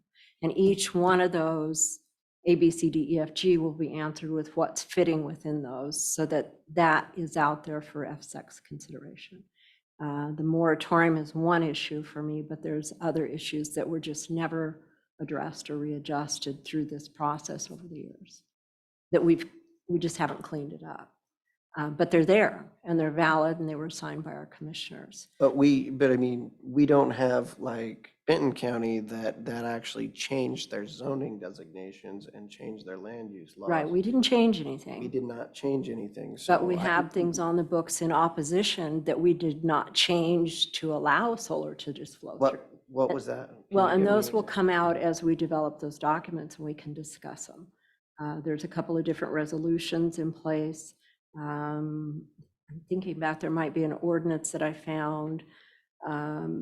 It's even speculative legally that we have the appeal that was filed by Friends of the Gorge, and we have a settlement agreement within the EOZ of how we will treat solar. And if we just move forward and we say that didn't exist any longer and we ignore it, have we broke our settlement agreement? There's a lot of legal questions we need answered and looked at. Did Benton County actually officially change their zoning afterwards? Yes. Benton County, How did they go about that? Did they do it did the Board of Commissioners do it and just hold a public hearing, or did they go through their planning commission and take a long drawn out process, or do you know? they held, I read it, it's been a few weeks ago, so I don't have it memorized. But it took them about 2 months, and what they did is they removed large scale, because they're a fully planning county, so they use all the regular terminology, but they removed that from certain zoning designations as a conditional use, and actually put it as a non-permitted use. So pretty much they outlawed it Throughout the whole county. over certain zoning designations.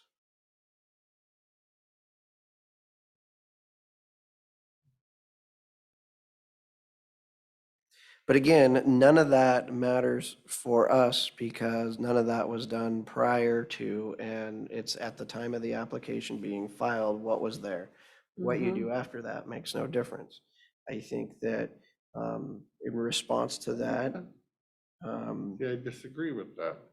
Because if your moratorium was before the permit dropped and your end result of the moratorium is a land use change, then a moratorium is I mean, if you look up the definition of moratorium, that's what it is. It's a pause until you can make a change.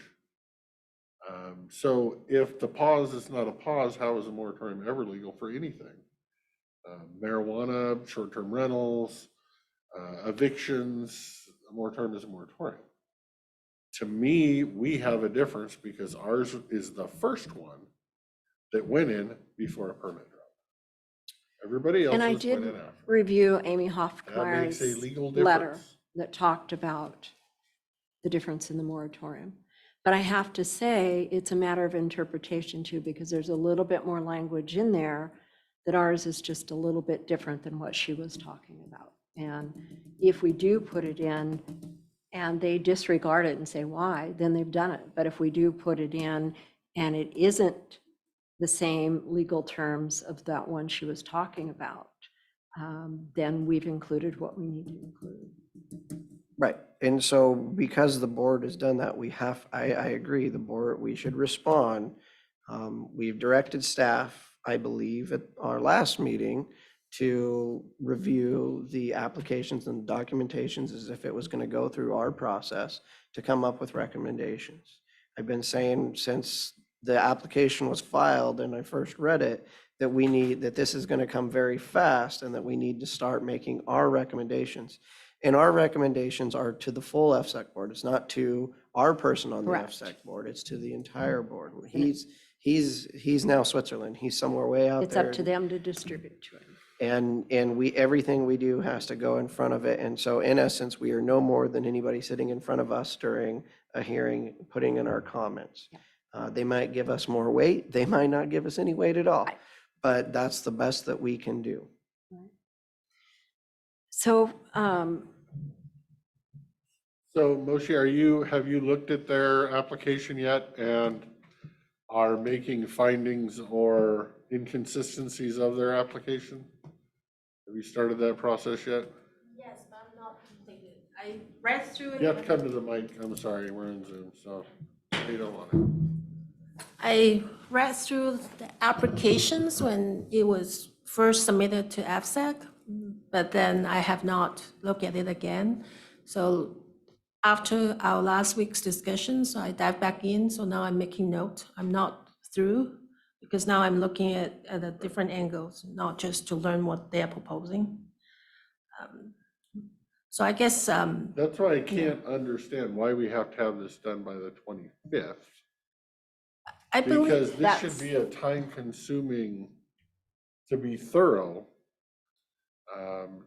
That whole process could take months. If this was a permit dropped to us, we wouldn't have all these answers lined out for them in 3 weeks. but that's the process, so.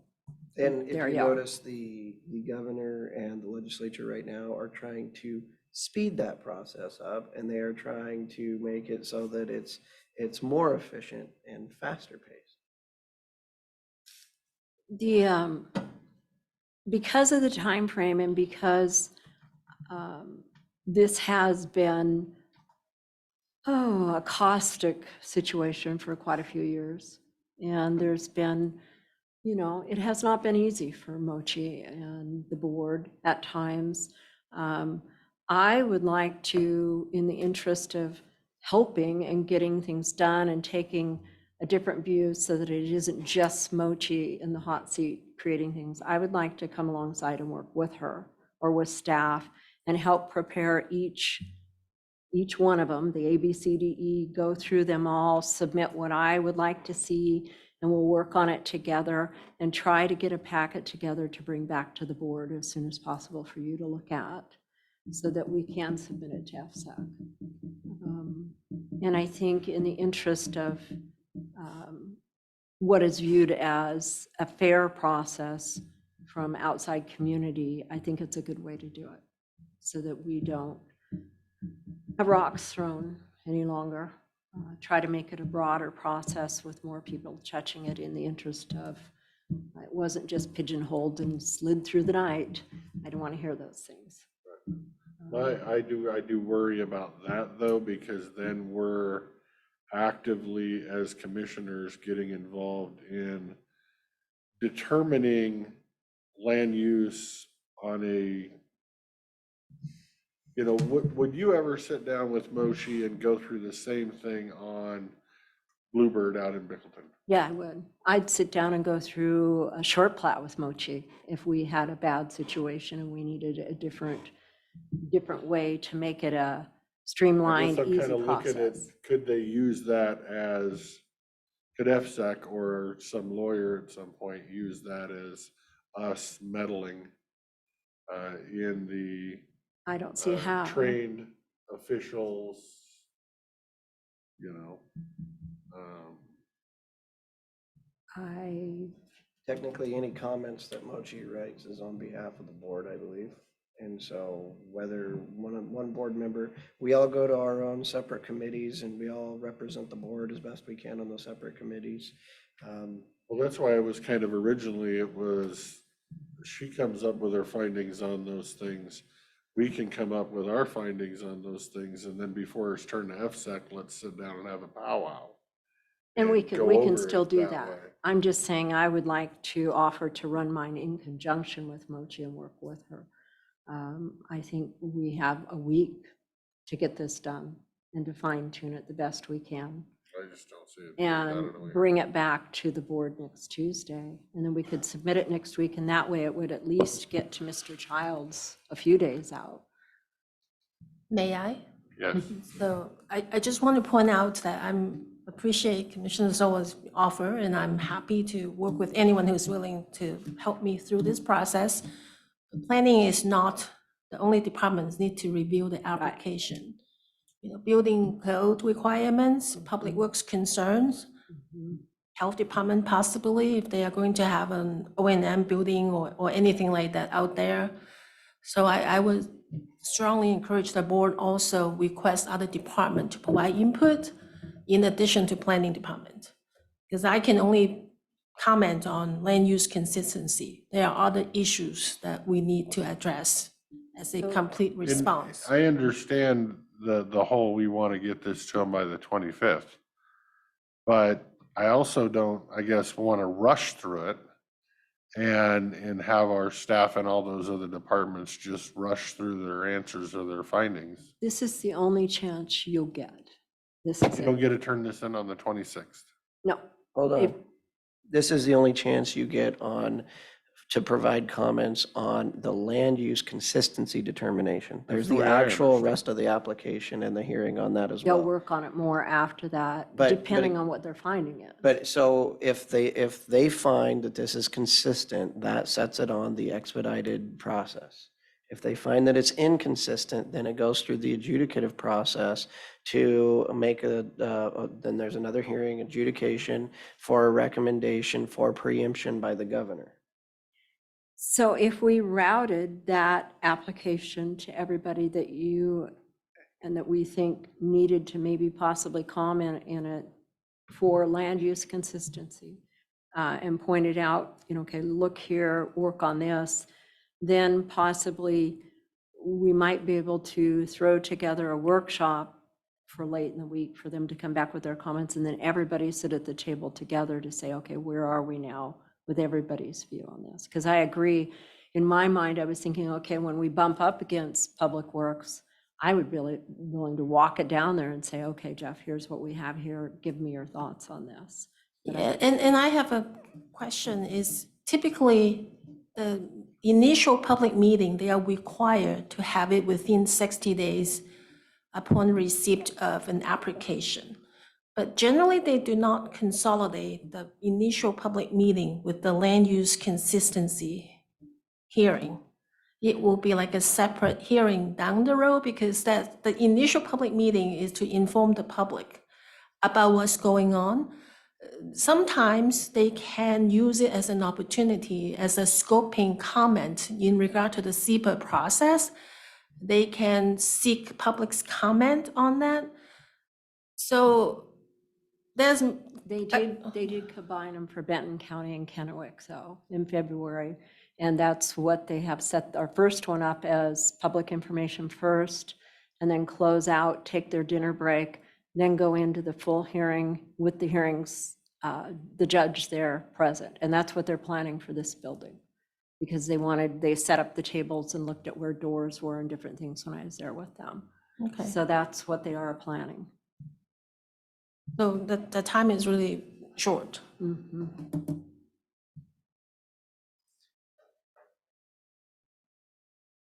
And I know it's not what you'd like to hear, Mr. Christopher, or you would hope it was a different way or it doesn't seem fair, but what it is what it is. And we have I to deal with fully it. am ready to get steamrolled by the state government. I'm fully aware that's coming. Well, I'm I a just glass want is half to- full girl, so we're Well, gonna. I normally am. I just, I see it steamrolling, but again, I think our only, because it wasn't inconsistent with our planning in December. And there's certain aspects of it that probably were just because I'm sorry, they were idiots when they filled out their application and they screwed their own stuff up, which is why they pulled it from consideration. I don't even know if they've re-pulled or resubmitted parts of it. But there's areas in there that I'm reading and like, wow, this is bad. So parts of it are inconsistent, but for the most part, was solar consistent with what we had in December? And the answer would be yes. But is it consistent with what we had when the permit dropped? And my answer is because of the moratorium, the answer is no. And they so will make a in order- decision on that. But that letter or whatever that is needs to be submitted on the 25th. The rest of No, it this, needs- if you guys say Needs it to has be- to be submitted by the 25th. It has to be fine. submitted before. It the needs to be 20th. submitted before And that, then we can present the same evidence. orally that I evening. can stand up because it's my district and I can read that and give testimony to that without being ex parte because I don't have a vote. But I can do that at that hearing. Did you find out any more about this other person that gets to be involved? Did you talk about that? No. Okay. I felt like within our county, Matt, the way the process was going, Matt very well could represent all of those. We didn't have the need, like Benton County is taking a different stance. I think a stronger stance than we are about some things. And I felt like they were looking for every voice they could get. And so they have the two different voices. Or actually three, because they're using a county representative too to present some evidence. But the one vote they do get was the one appointee like I'm that. not worried about the vote because even if you have three, you're gonna end up being outvoted 17-3 at the end of it. But and I have yet to hear a citizen step forward and say they want that citizen position to represent the citizens anyway. So I'm not terribly worried about that until somebody comes forward and says, please push to get me appointed for the citizen rep. Then I'll worry about that. I'm not going to spend much time in it when nobody wants to do it. That process is open to where they can come in during citizen comment and do it anyhow. Right. So. And I'm sure they all will.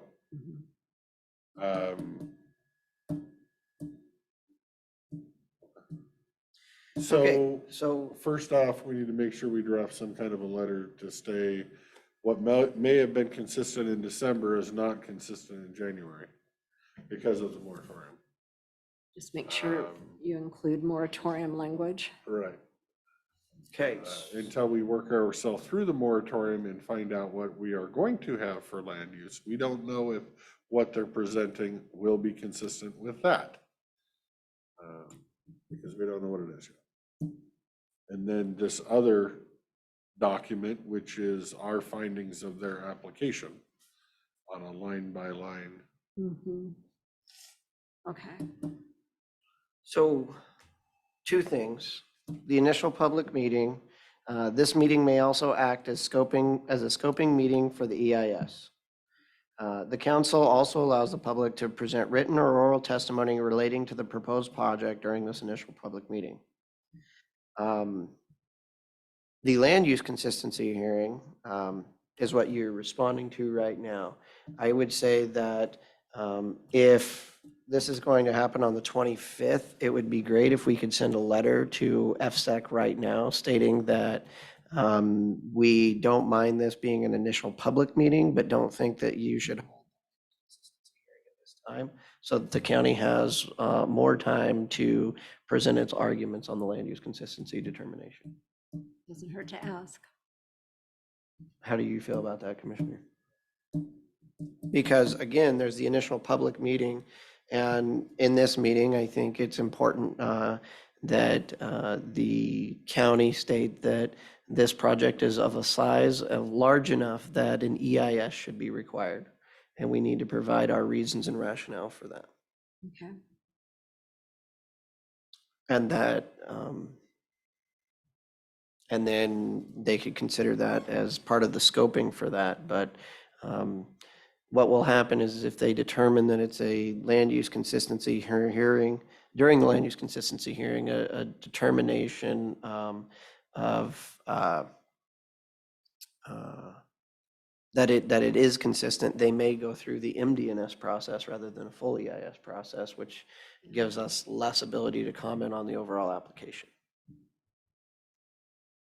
And so that would be my hope. Yeah, that but the if they board go can- MDMS, they're showing their cards, because I don't know how you ever get to that determination, but again, I don't doubt anything. I would also state that because they have not completed their scenic impacts analysis, that they should not be able to make a determination on and whether an EIS should be filed or not yet until the public has had a chance to review that and comment on that. I'd also state that due to the application of battery storage, an EIS should be required due to the fact that we have not seen any worst case scenarios for the community.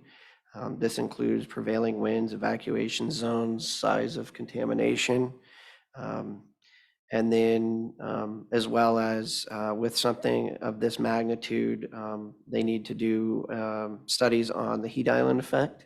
And due to that, an EIS should be required on this project. And I think it would be great if we could direct staff to include that in our actual comments on the 25th, if they choose to allow it for public comment. Can you share those comments, Jake? I was writing, but not fast enough. Yep, I can send an email to Lee right now. I'm No, just sending you're it to just you so that forwarding. you can send it No, to you're them. forwarding the email to everybody else. Yeah. No, he's just, instead of printing the document he has there and handing us a copy, you're being the printer. If you'd like, I can hit the print button if you'd all like to discuss it. No, I'm fine with those. I just think they need Then I can passed answer on to those. us. Let me see this. Hold on one second.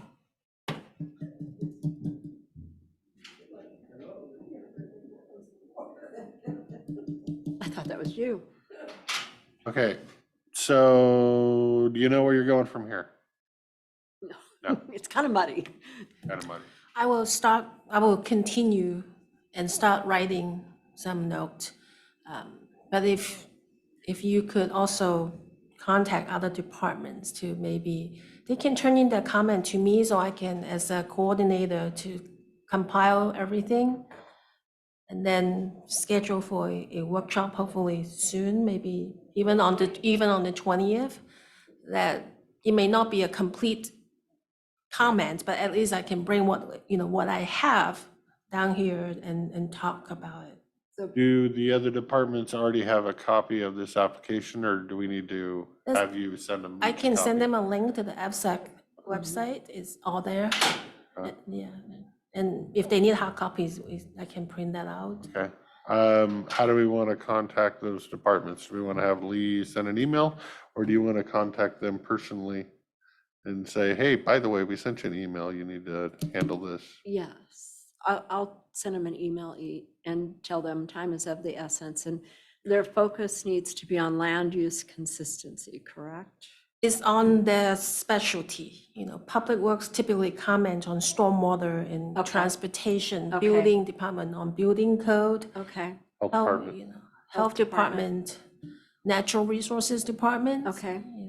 Those are the departments typically would help planning when reviewing renewables projects. Economic development, because they had a socioeconomic study in there. And I would hope that somewhere in our closing of our findings that we present is this is what we could find on a limited time matter to get this to you, and we would like more time to be able to. So twofold, Mochi's going to keep working. We'll reach out to the other departments, and then we're going to help craft a letter that will go to FSEC that says all of these reasons why we think we'll probably have to have an EIS, and could we please separate those two meetings? Just do the public portion. And then somebody's I got would to, send the letter of separation of the meetings right now. Yes, they could. Because if they're sending you an email later today about what they're gonna do, it would be great to say, we recommend having only the public meeting and not the determination of consistency. Because if we can push the continuation, the determination of consistency out, that gets that off Mochi's plate for the next few weeks so that she can work on the reasons and rationale why an EIS should be required, just like how if they were going through our process, it would be required.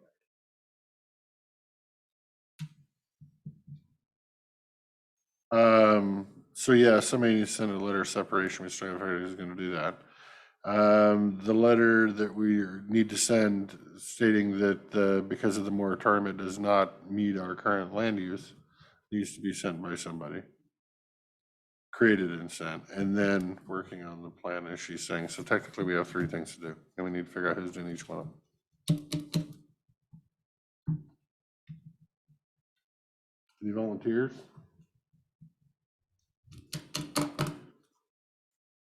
No. Said any volunteers?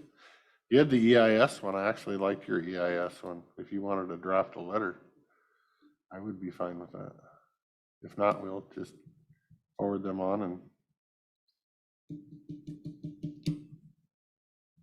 I mean, I thought when we got our to-do list, I thought that was what we were supposed to be coming up with today, was our recommendations on what we believe that FSEC needs to look at. So that's why I have No, this sitting here. I was aware, I was under the impression that it's what the planning commission was going to look at. Well, good thing I worked on this one. You worked on the other one. One of us was right. I would also add into that that we feel the EIS should be required due to the wildlife corridors proposed. That there's a good chance for entrapment within those corridors as currently designed. Also, they completely ignored proper screening from the roadways by using the current substation and the power line, stating that it's already visually impacted, and I'm sorry, I think there's a bit of a difference there. And so that is another reason why it should be included. Also, an EIS should be required because we are proposing, or they are proposing to put solar panels over lands that are currently irrigated, which is kind of like my drop dead flat. That's good farm ground, that's irrigated ground. Why are we ever taking out our highest productive farm ground for solar panels? And I see no plan in there for what they're going to do with that currently irrigated ground. Is also, there's nothing in the application relating to agrivoltaics. And this is extensive ag, and there should be some sort of a plan. And due to these findings, they should definitely do a full EIS. Which honestly, I think the applicant has provided a veritable huge amount of information, more than a lot of the others do. So FSEC having they will hire someone to do an EIS, but there should be information. Because I think what the applicant's goal was is to provide enough information so that you could get an MD&S out of them. I guess I'm still kind of shocked that FSAC isn't, hey, here's the process, and this is step 1, and this is step 2, and this is step 3, and it's on their we need website. you to do this. I don't reach out to the county, not make you go do it yourself and figure it out. It's literally right here. The steps are right here. But I mean, With timelines and dates, and this needs done here and here and here. well, it says no later than 60 days of the receipt of the application. Subsequent to the informational public meeting, then there's an EIS, if it so requires. And then, But we haven't had the public meeting yet either, so. right, but I think the idea is that during the public meeting, FSEC has the ability to determine that this could be a scoping meeting for the EIS. And knowing that that's an option, how we should be responding is that we definitely feel an EIS is required. Here are the reasons why, and then here are the things that we think you need to study because you're using this as a scoping meeting. Mhm. Yeah, it doesn't make You sense. include all those in your email, all that? Yep, sure did.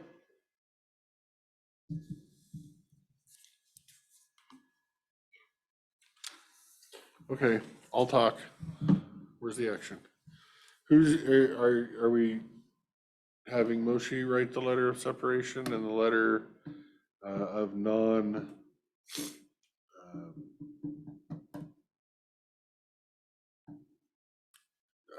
whatever my word is, it doesn't fit with a moratorium, 2 different letters? The determination of non-consistency. Non-consistency. Okay, Yeah. to me, that is not the priority right now. The priority is responding to if FSEC is going to consider this meeting the scoping meeting. And if so, we need to push for. But I thought this was a consistency meeting.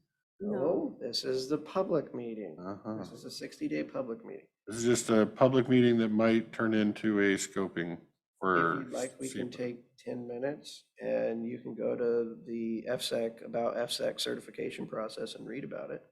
And then might make it a little simpler to understand. Howard, you for time today to write a draft letter that Lee and I and Jake can all comment? Or where do you want this letter to land? Well, okay, so we need the very first thing is we need to send them an email or a letter today saying, please make sure that the meeting on the 25th is only the public meeting and is not the land use consistency determination. Because we need a little bit more time to come up with our response to that. Well, that's my point. If it's the land use consistency determination, we need the letter of non-consistency because of the moratorium. And that'll come in the packet that we prepare before the 25th. First, we have to get a handle on them for what are they doing for these meetings. We need them to. May I? Would that be okay? Maybe Lee can send an email to Amy to just clarify what is this April 25th meeting is about? Is this just the initial public meeting required to be held? Because we all seems, I guess only Commissioner Zola spoke with this person. And And I spoke with Amy. right, and from what I can read on their website, I wasn't sure if they could consolidate, or they could, I guess. Yeah, But they could. but for them to do a public hearing, typically they need to advertise and provide sufficient time for people to comment on it. If they want to turn it into a scoping comment, they need to make a determination that it is a determination of significance, according to the SEPA rules, and they would require to have like a 30-day comment period or 21-day scoping comment to provide people with sufficient time to be prepared and provide those comments.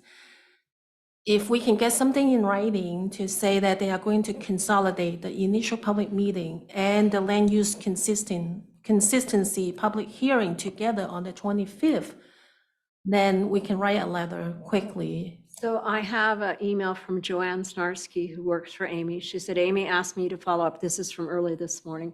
Amy asked me to follow up on your question regarding the public information and land use hearing. It looks like they will be held on the 25th at the Grange Hall in Goldendale.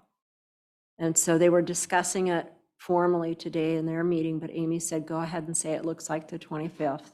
And then they were going to sign the documents and sign the contract with the Grange today. But is that the initial public meeting, or is This that the public information meeting Right. and land What use I would hearing? like is, instead of Lee sending that email, I'd prefer you send it, because Okay. you're far more knowledgeable what questions to ask. Okay, And then when they get answers back, you can send it to Lee and she can send it to all us, so we can all be in the loop. okay, I can do that. Because that's where I'm at, is there's some confusion on what's actually happening based off the information In the she's email. getting and the information that's on the deal, and I'm still confused. So I would appreciate it if you can ask all the right questions Okay, and hopefully get some kind of timelines out of them on what's going to be covered at that meeting, or what could potentially be covered at that meeting. okay. So I will send a clarification email. I'm sure Commissioner Sola is correct. I just want to make sure this is the case. And then if end up they consolidating that to the meeting and the hearing together, then I would draft a letter for the board's approval to send, to ask them to separate those two and allow additional time for us to comment. So that's my task for this carriage project before ABSAC. Am I correct? I think so, yes, Okay. as of this moment. And then I will also coordinate with other departments to also work on the more details, comment. So on the Columbia Solar, the FSEC ruled for an MDNS. And so because they ruled for an MDNS. And I that think was 2021, I think. Columbia Solar? Yeah, and I think it was during COVID when they had to have just, Did Lynn Hill get an MDNS or a? Yes. All solar projects in our county is a DS. They were all required to do so, EIS. How big was that one? Columbia? I don't know how you can take a big solar project and not go through the full process, but only if they, I mean, their original application was in 2017.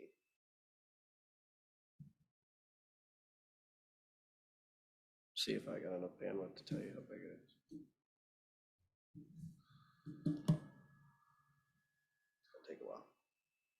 so yeah, Okay, that's what, if you can send that email out and try to get an idea on what's going on in timelines, okay, and then we can get it from two sources. Because we have Lori for source one, and now we'll have it from source two and see if they jive.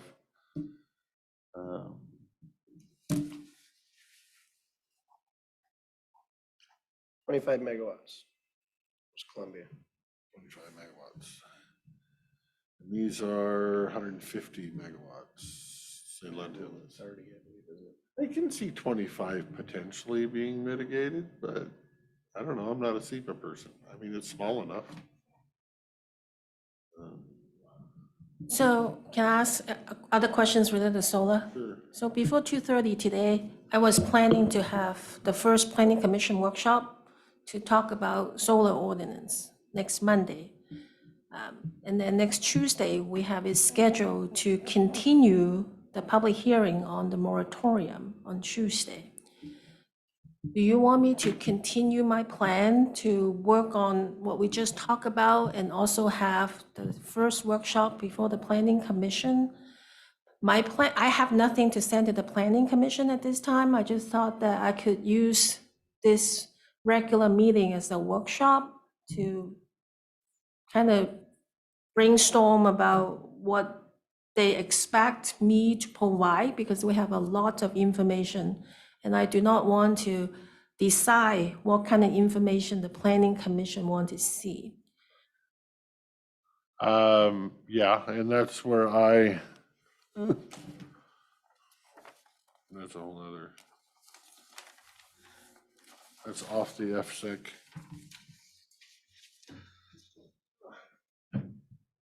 So I have your list. Oh, there you go. Just said that before I got up with my leg asleep.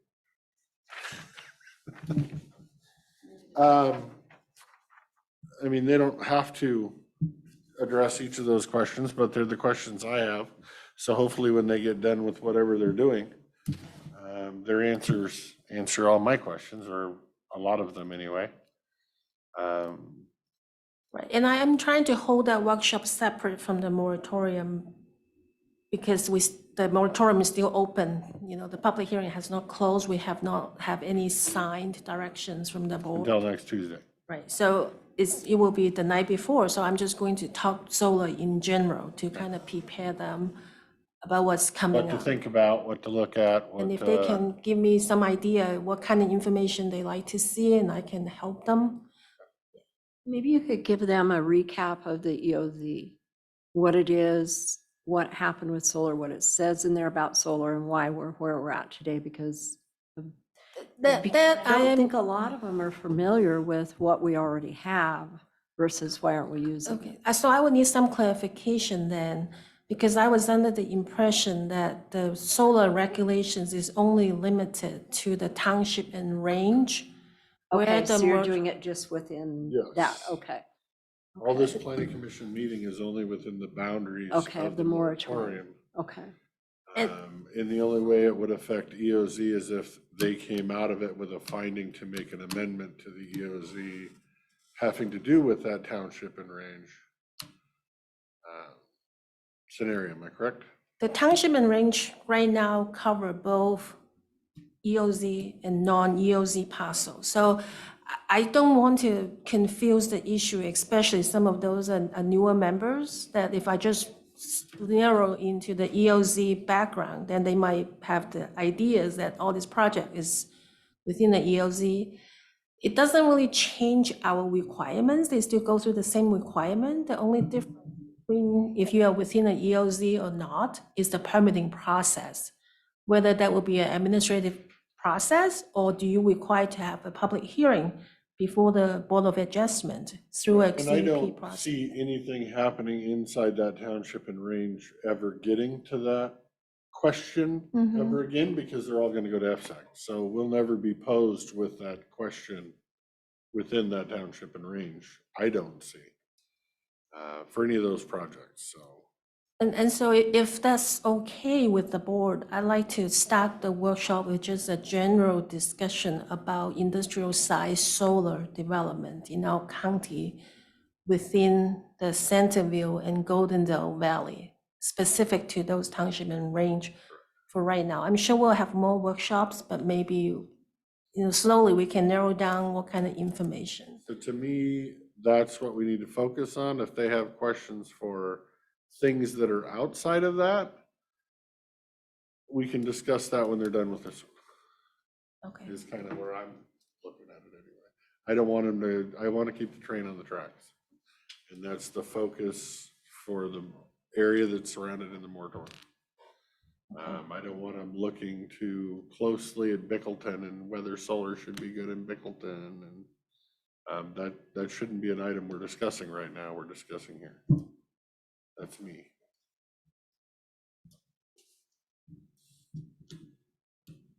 Okay. Is there anything else there? So Commissioner Anderson, Commissioner Sola, if you have a list of items that you'd like me to share with the Planning Commission, please give me a copy. Yeah, I'll forward something to you. I have to think about it for a little bit. Readjust. Yeah, I'll just send it to you. Okay, thank you. Are we done with this conversation? Not hearing anything. I think we're done. Okay, Thank you for all your hard work. Keep us, we're probably gonna need weekly 10-minute updates on what's going on Okay. with both moratorium and FSAC, or whatever you know as we go forward with this thing, so. Okay, I'll coordinate with Lee to put me on the agenda. Okay, All thank right, you. Thank you.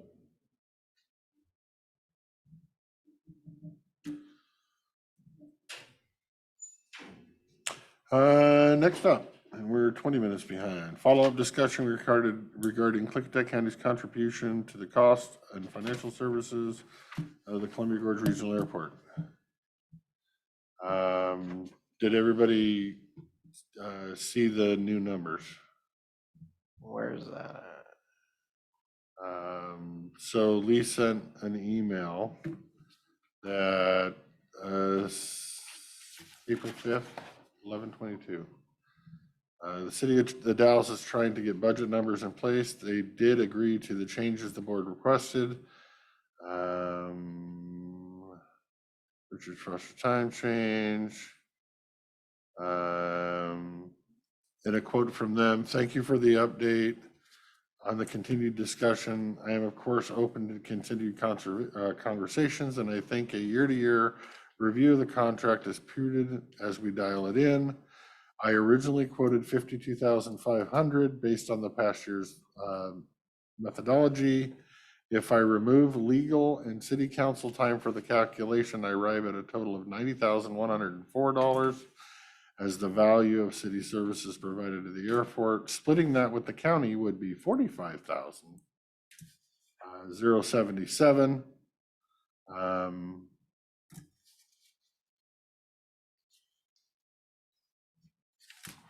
At this stage, I'm trying to finish up my budget. I would like to be able to put some kind of expected number in.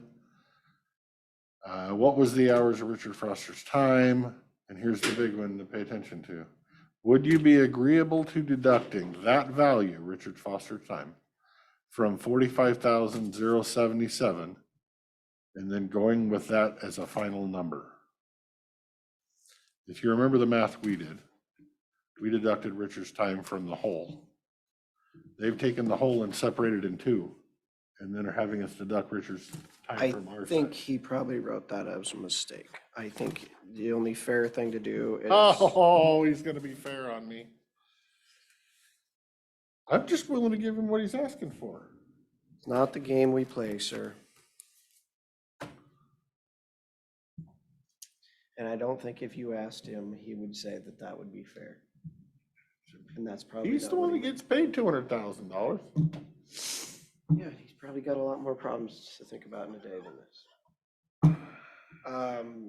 We came out at 70,000 when we deducted it. He's saying it's 90,000. He's also probably taken into consideration the expectation on the next year's budget where everything went up expensive. I was gonna say, he came out with one number and it was 70, and then the next time he came around with an email, it came to 90.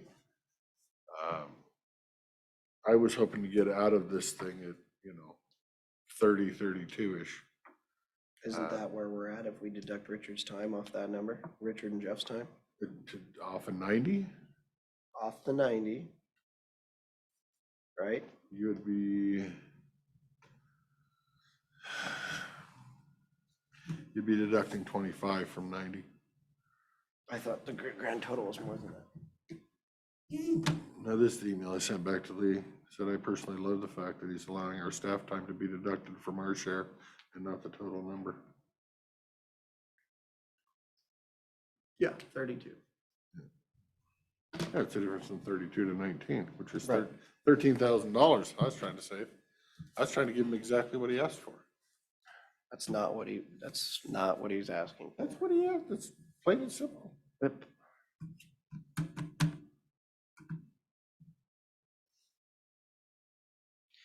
This is your baby, Lori. I'm Your lo- thoughts? I'm lost right now. I'm looking for it.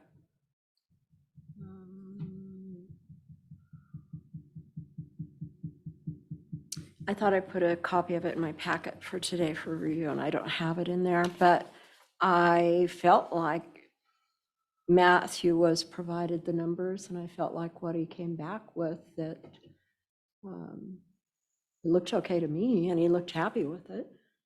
Well, he was happy with it. He just had some bad math, which I wasn't going to point out.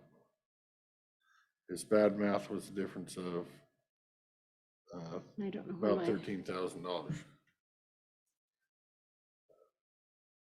I have no problem sending him the $32,000, right, and that's what I thought we were at. especially since we haven't had to pay for the last few years. So while you may be being stingy, I'm in charge of looking after taxpayer money, sir. and so is he. Well, your taxpayer money, you're paying him too much. He screwed up $13,000. I'm not going to disagree with either one of you. If I made a math mistake like that, I would hope they would point it out, and I don't know that they would. They're Oregon people. I will say that as we go into next year, as they put their overhead involved in wages and they factored in light bulbs and cell phones and everything else, if we're going to go forward in this, we need to figure our overhead number onto those wages as well going forward. But for this year and the time constraints we're in, I'm fine with it. You may have to look at a contract, can't just pay somebody. I don't know if this is covered in the joint operating agreement or not. We have to have a place this money to come from. It could still be from cumulative, and I can up that Right. I think expenditure. Well, I and think I we would need to let him know, yes, build this number into your budget, and then we'll figure out the contract or whether we can do it as the joint operating and however. And I'm Thought sure that's it's where we had landed more last than week. likely hunky-dory, but you know, the final thing's got to run through the prosecutor to make sure we're not gifting funds or something weird. Luckily, it's a partner.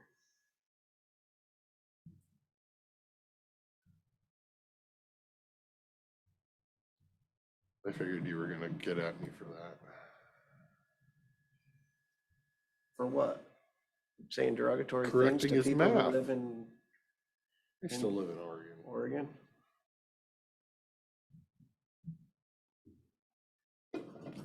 Oh, the math? The math. It's not my fight. I'm not on the board. Okay. So are we happy with that one? Okay, moving on. Do we have any board pending before we go back to executive for their landfill contract? I don't.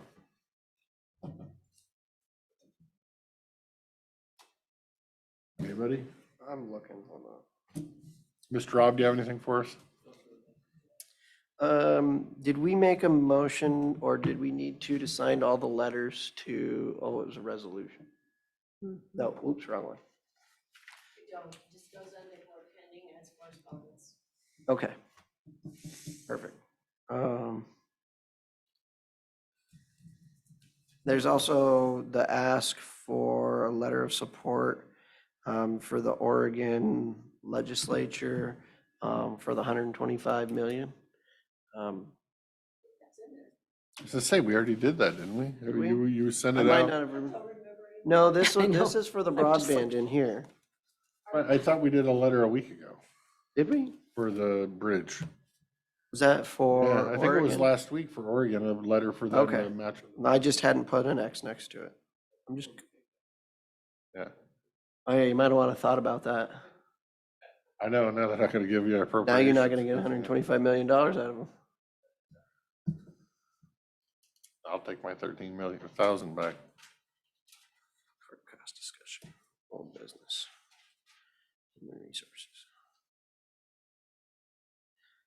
Yep, that's all I had so far. I'm good. Commissioner Zoller, do you have anything? Board pending? No. Okay, so back to executive. What do you want? 15 minutes or 10 minutes and then 10. extras? 10? 10. All right, so with that, we are going to go back into executive session in accordance with RCW 42.30.110, Pren 1, Pren D, to review negotiations and the performance of public bid contracts when the public knowledge regarding such considerations would cause a likelihood of increased costs. There will be no issues of a general nature discussed, and again, this is for the solid waste handling agreement. Okay. And we'll be going in for 10 minutes. When we adjourn, the Board of Commissioners want to make a note that we may be participating in a presentation and tour of the Department of Ecology's Management E911 Dispatch Center in honor of the National Telecommunications Week on April 12th at 4 p.m. They're having a barbecue down there to honor first responders at 5 o'clock. No workshops are scheduled for this Thursday. I think that's all. And then I'll set my clock for 10 and, oh, yep, everybody on Zoom land. I don't have my Zoom on, so I didn't even notice.